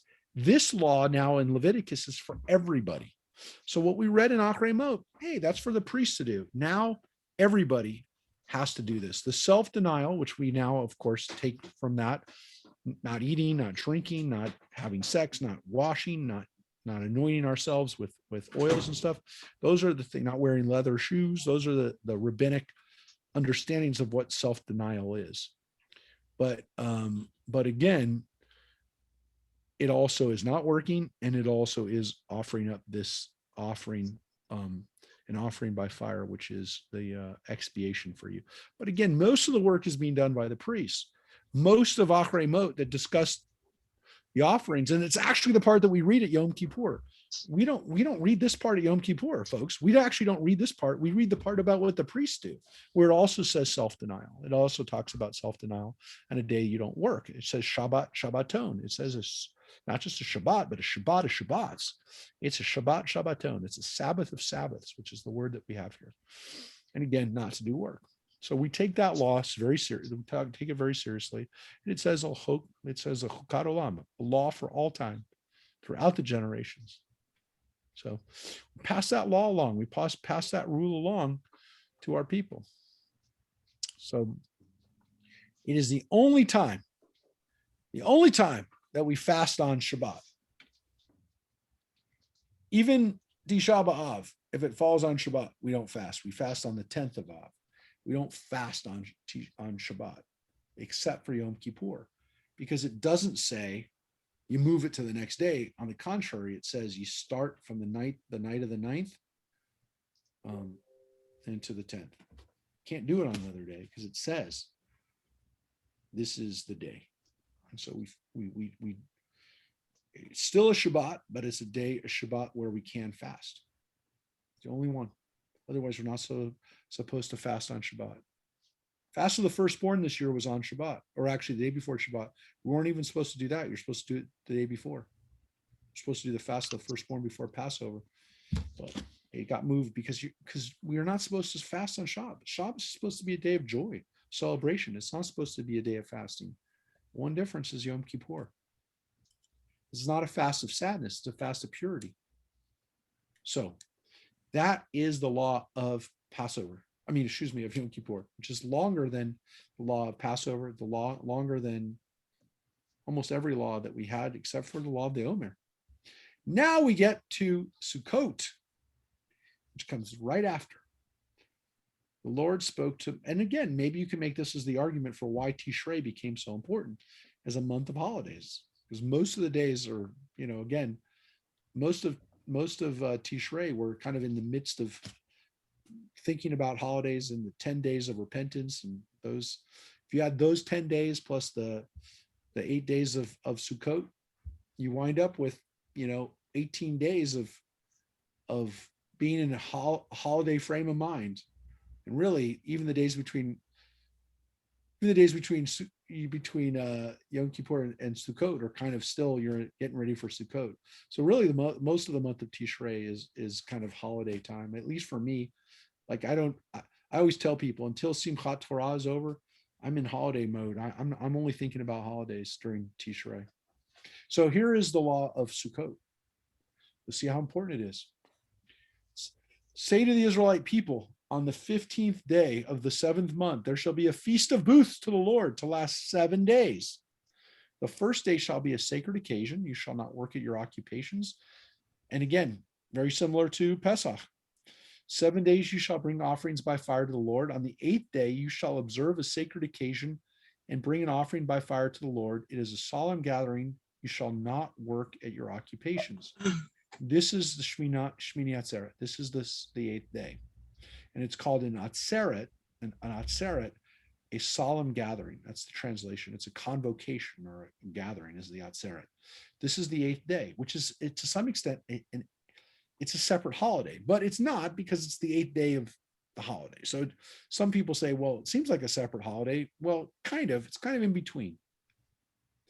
It's the 8th day of Sukkot, if you will, and it is also a day of rest. Now, these are the set times of the Lord that you're to celebrate as sacred occasions. Bringing offerings by fire to the Lord, burnt offerings, meal offerings, sacrifices and libations on what is proper to you. Let me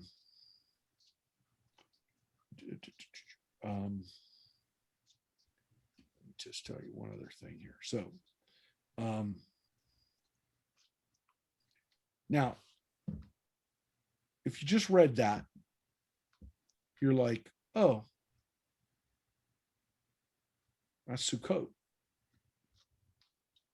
But it's not, because that's like the first part of Sukkot, because it's not over. So again, this is like sacrificing, making offerings during the 8 days. That's Sukkot. But there's another part of Sukkot. Apart from the Sabbaths of the Lord, and apart from your gifts and from all your votive offerings and from your free will offerings that you give to the Lord. So it almost seems like, well, that's not about Sukkot. That's for all the offerings. And then here, it goes back to Sukkot. So it's a weird kind of like it's almost like a false ending, like a summation of the holidays. And then it's like somebody said, oh, but wait, what about this part of Sukkot? And so it does seem like, again, this part, these last verses of Sukkot were almost like an addendum. Mark, on the 15th day of the 7th month, when you have gathered in the yield of your land, you shall observe the festival of the Lord to last 7 days, a complete rest on the first day and a complete rest on the 8th day. Okay, well, that's kind of a summation of that part. But here's the part that you were waiting for. On the first day, you shall take the product of hadar trees, branches of palm trees, boughs of leafy trees, willows of the brook, and you shall rejoice before the Lord your God 7 days. And this is the law of the lulav, right? So it says,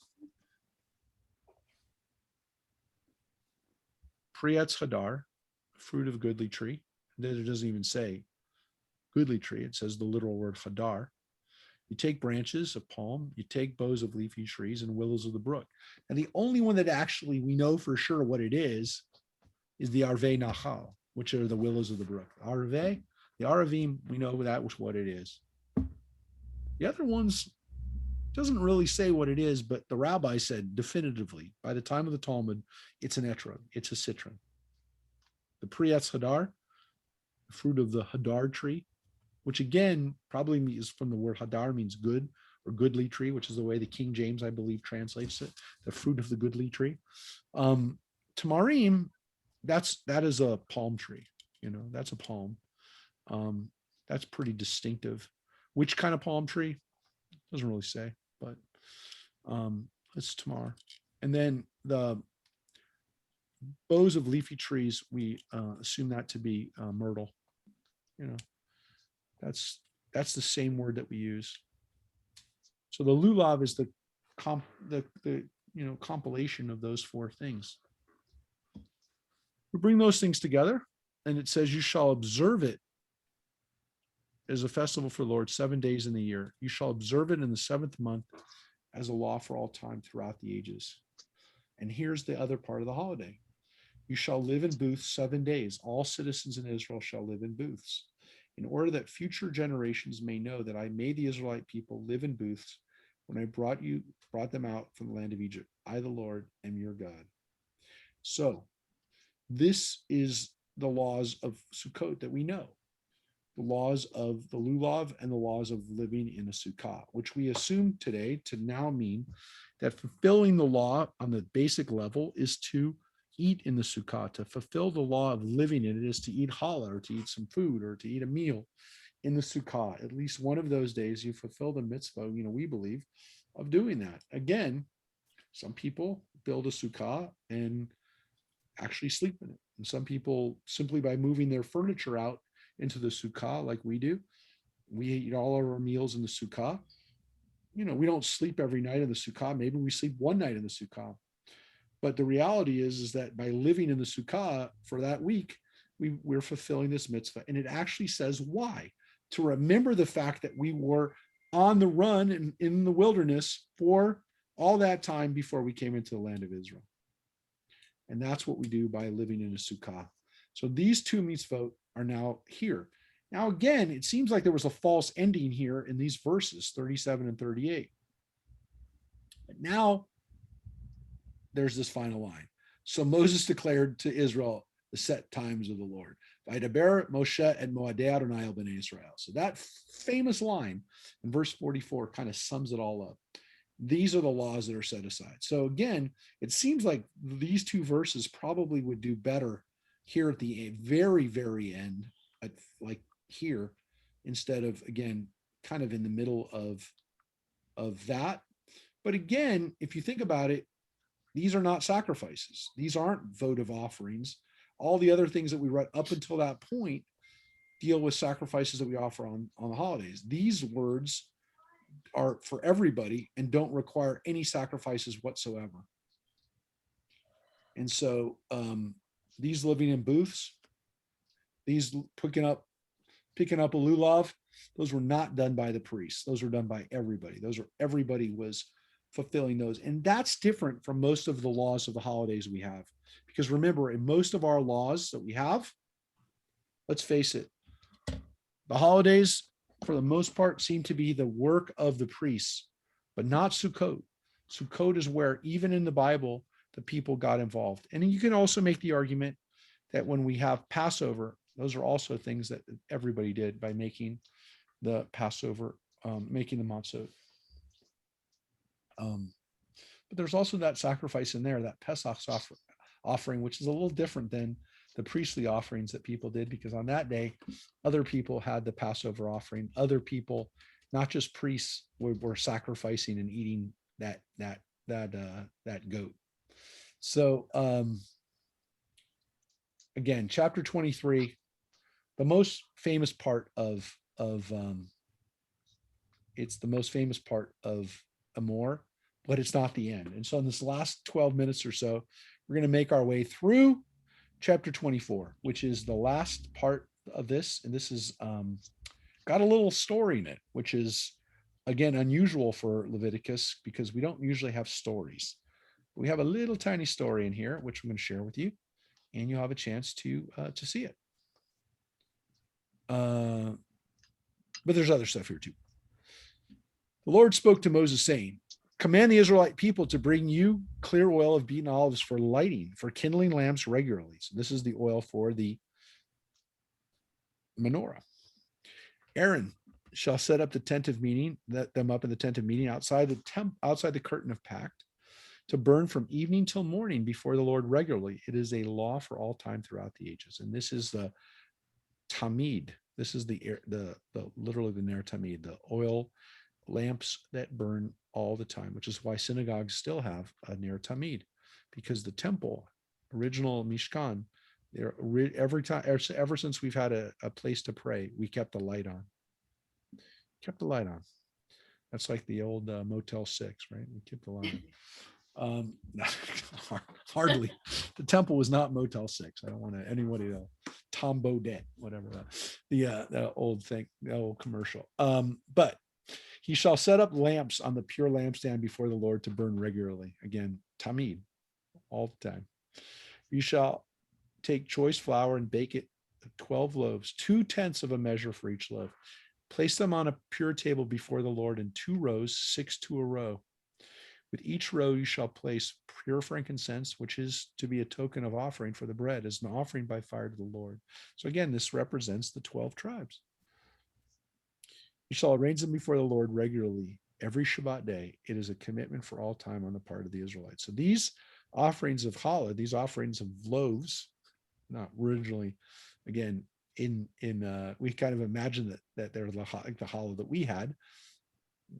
Doesn't say that they're braided, but again, this idea of having pairs of challah is why people even today have a tradition of having 2 challahs on their table, to remember these loaves that were offered as pairs. You don't have to have 12, but a lot of times people have 2. And even if they only have small challahs, the challah rolls or what they call kiddush challahs, they call them kiddush challahs. The reason that they'll have 2 is to remind us of this, offering. They shall belong to Aaron and his sons, who shall eat them in the sacred precinct, for they are as most holy things from the Lord's offerings by fire, a due for all time.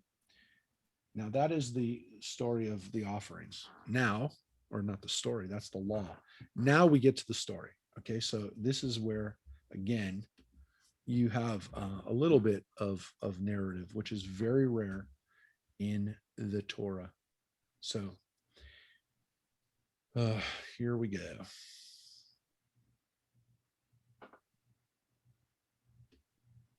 It is, here's the line. The son of an Israelite woman pronounced the name in blasphemy, and he was brought to Moses. Now his mother's name was Shlomit, the daughter of Dibri, this tribe of Dan. So it seems as though he was only part Israelite on his mother's side, which is even a question in the Bible of whether he's Jewish or not. I'm telling you, that seems to be the issue, folks.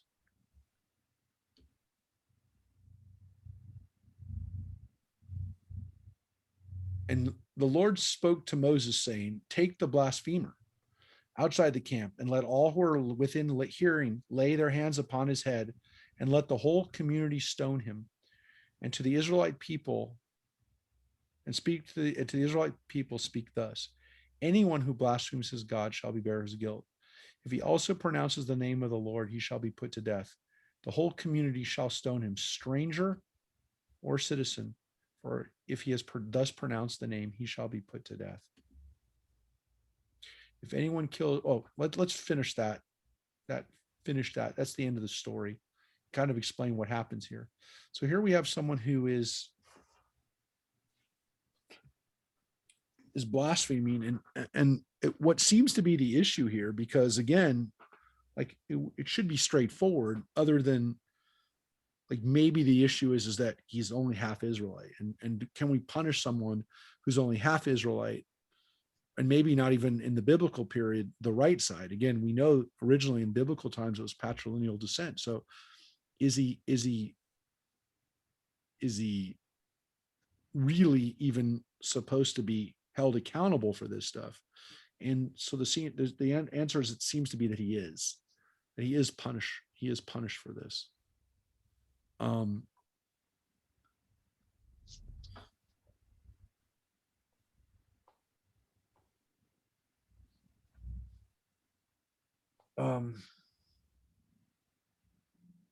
There's a real question of why this is in the Torah, like why one case of somebody blaspheming is in the Torah. Only because it seems as though, if you will, seems, I wouldn't say out of place, but in Leviticus, it doesn't seem like, again, there's a lot of stories in the Torah. We really only have the story of Nadav and Abihu, who also are killed. So you can make the argument we have two examples of people who are punished, who die, who are killed because they do things that are dangerous for the community. They're going to bring God's wrath on the community, etc. One of them God kills, and this one the people kill.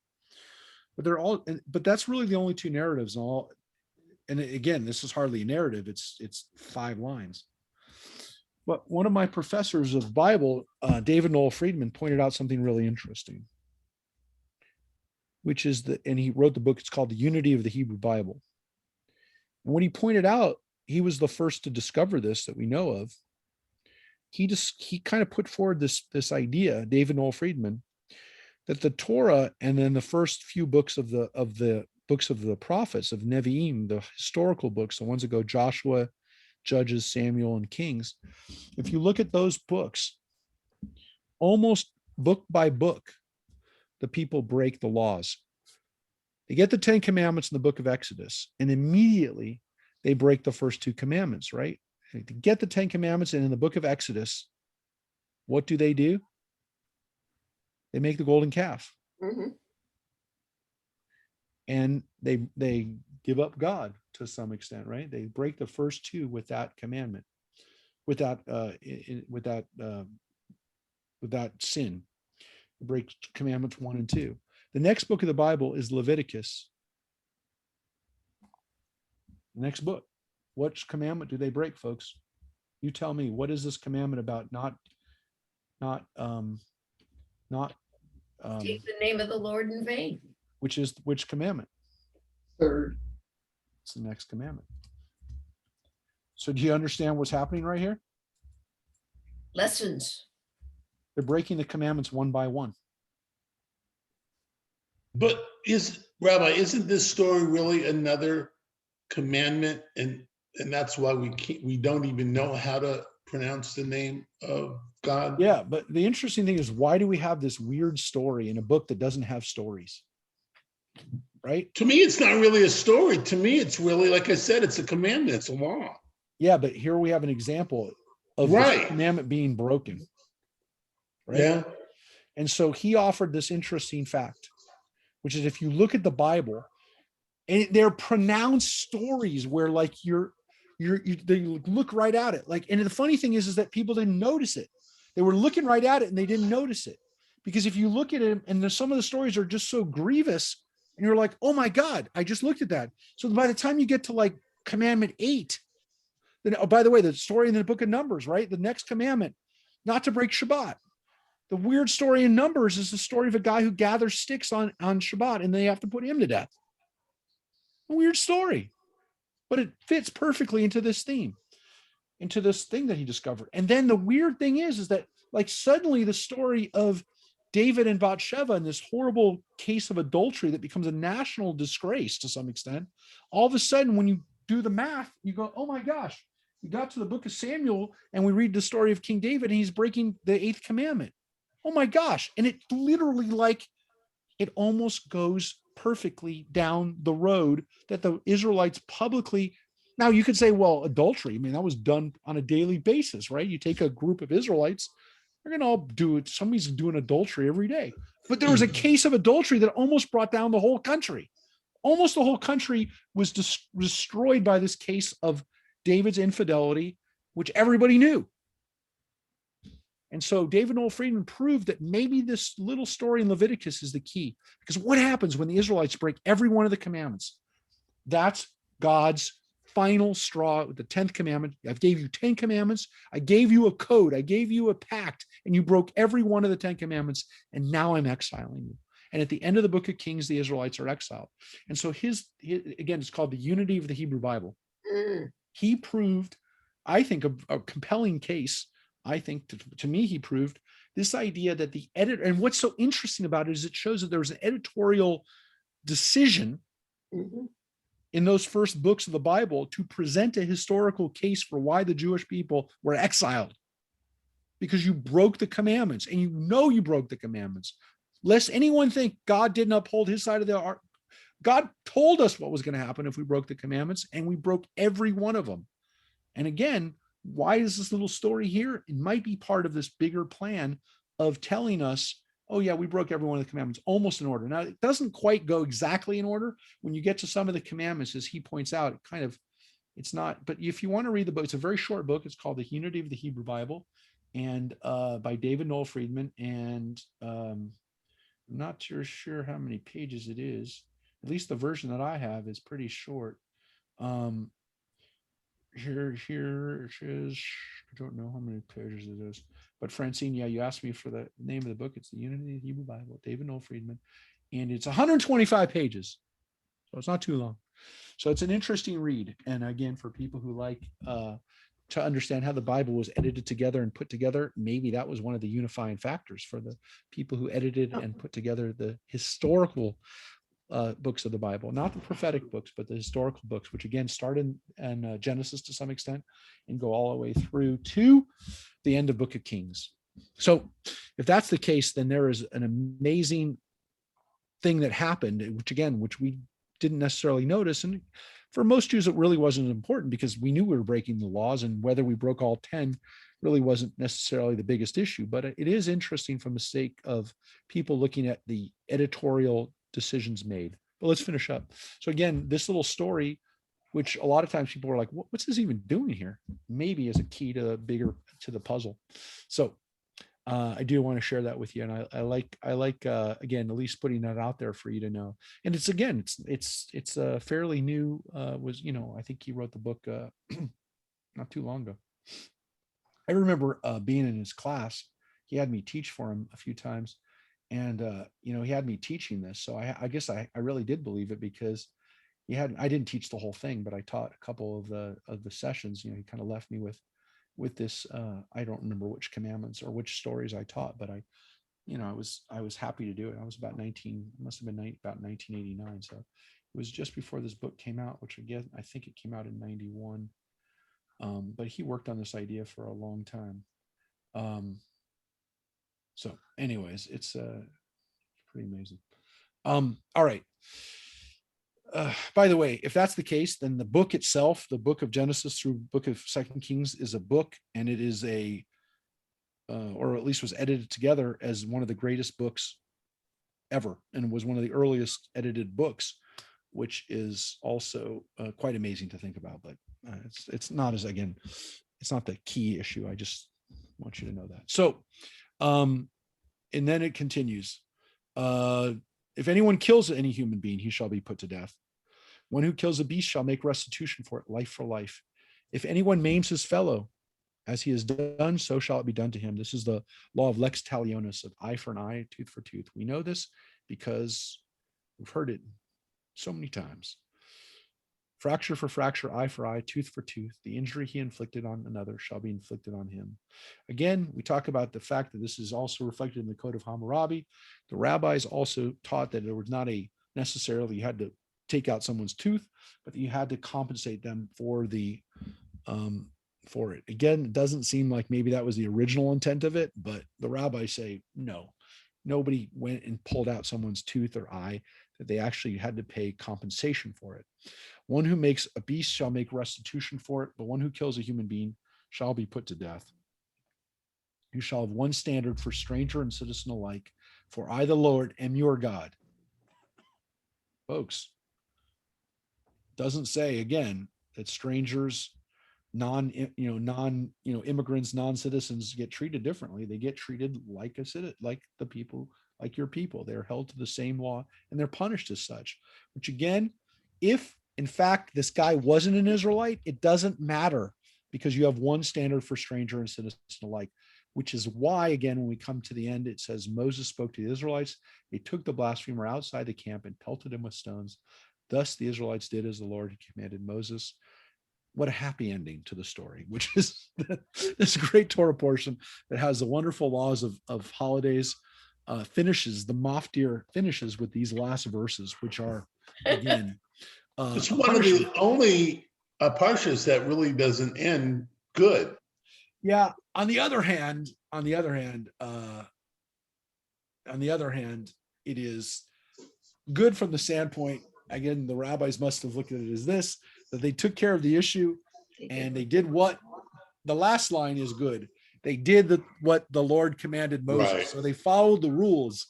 But again, it's not a good thing. I mean, the full context of it is this is a horrible thing. Nobody should ever do this. It's not good. It's bad. It's not the way things should be.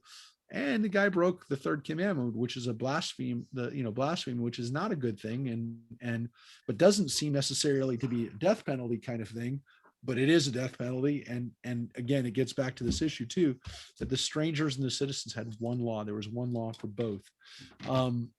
Folks, it is amazing to think that we're coming into the last verses, the last chapters in the book of Leviticus. But yes, in fact, in a couple of the last couple of weeks now, as we read Bahar Bahukotai, at the beginning of just before Shavuot on May 15th, that Shabbat is the Shabbat that we read Bamidbar and we read Numbers. So Bahar Bahukotai, the next portions that we'll read next Wednesday, God willing, we'll all be together. This will be the double portion at the end of Leviticus, and it has the very famous line that's so important to us as Jews, and of course, very important to us as Americans: proclaim liberty throughout the land. So all the inhabitants therein, which is again on our Liberty Bell. But that's from our Torah, and it's from Leviticus coming up next week. I do want to make a point. Again, I see Francine's question about Friedman. I want to point out it's David Noel Friedman, not Richard Friedman. One is Freedman, that's David Noel, and then Richard Friedman is Friedman.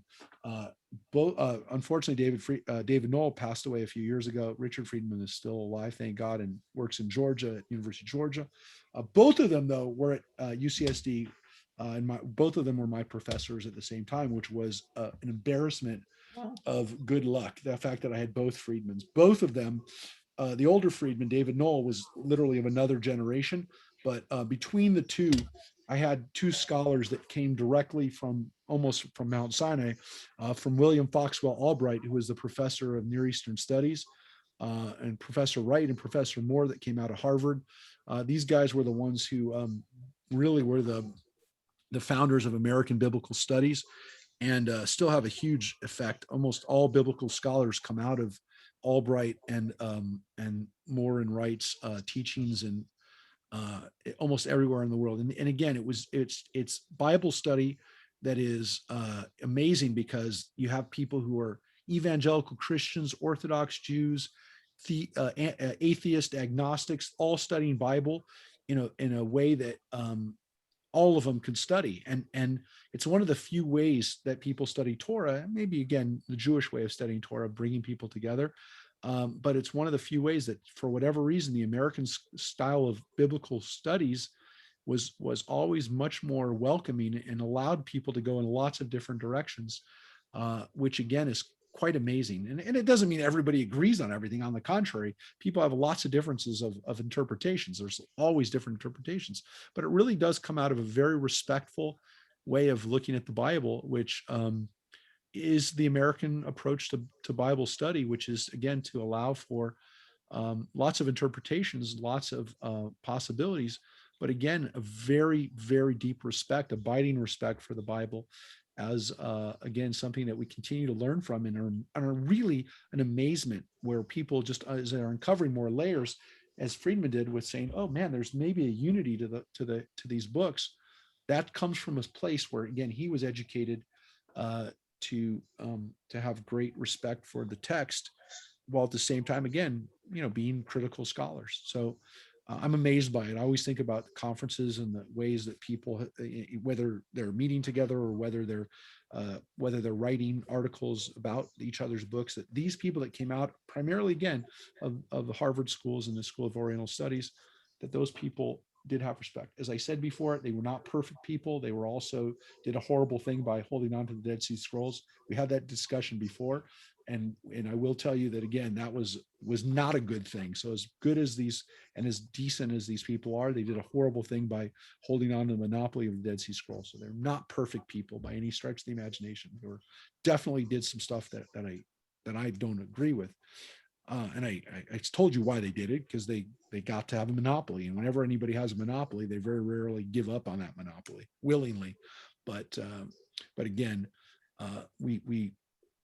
I try to share those things with you when they're appropriate and when they're again, follow the tradition of being respectful and amazed at the Torah. So thank you everybody for joining with us. And again, look forward to seeing you next week when we finish the book of Leviticus. And again, it's amazing to think we're in the month of May. So we're coming up to the month of May. So everybody, please join us for Shabbat online tomorrow. Hopefully, again, we'll be on Shabbat with live stuff soon, and we have bar and bat mitzvahs coming up in May. So I'm starting to be really excited by the things that we have on our horizon. So thank you everybody for being here, and again for studying with us tonight. Thank you for a Thank you. great. Thank you, Thanks, Rabbi. Thank you, Rabbi. And we had no technical difficulties tonight. I don't know how that happened. Hallelujah. And I even forgot to go on Chrome. So anyways, thanks everybody. I don't know. Good Must night. have had the stars aligning. Thank you. All right. Bye-bye, everybody.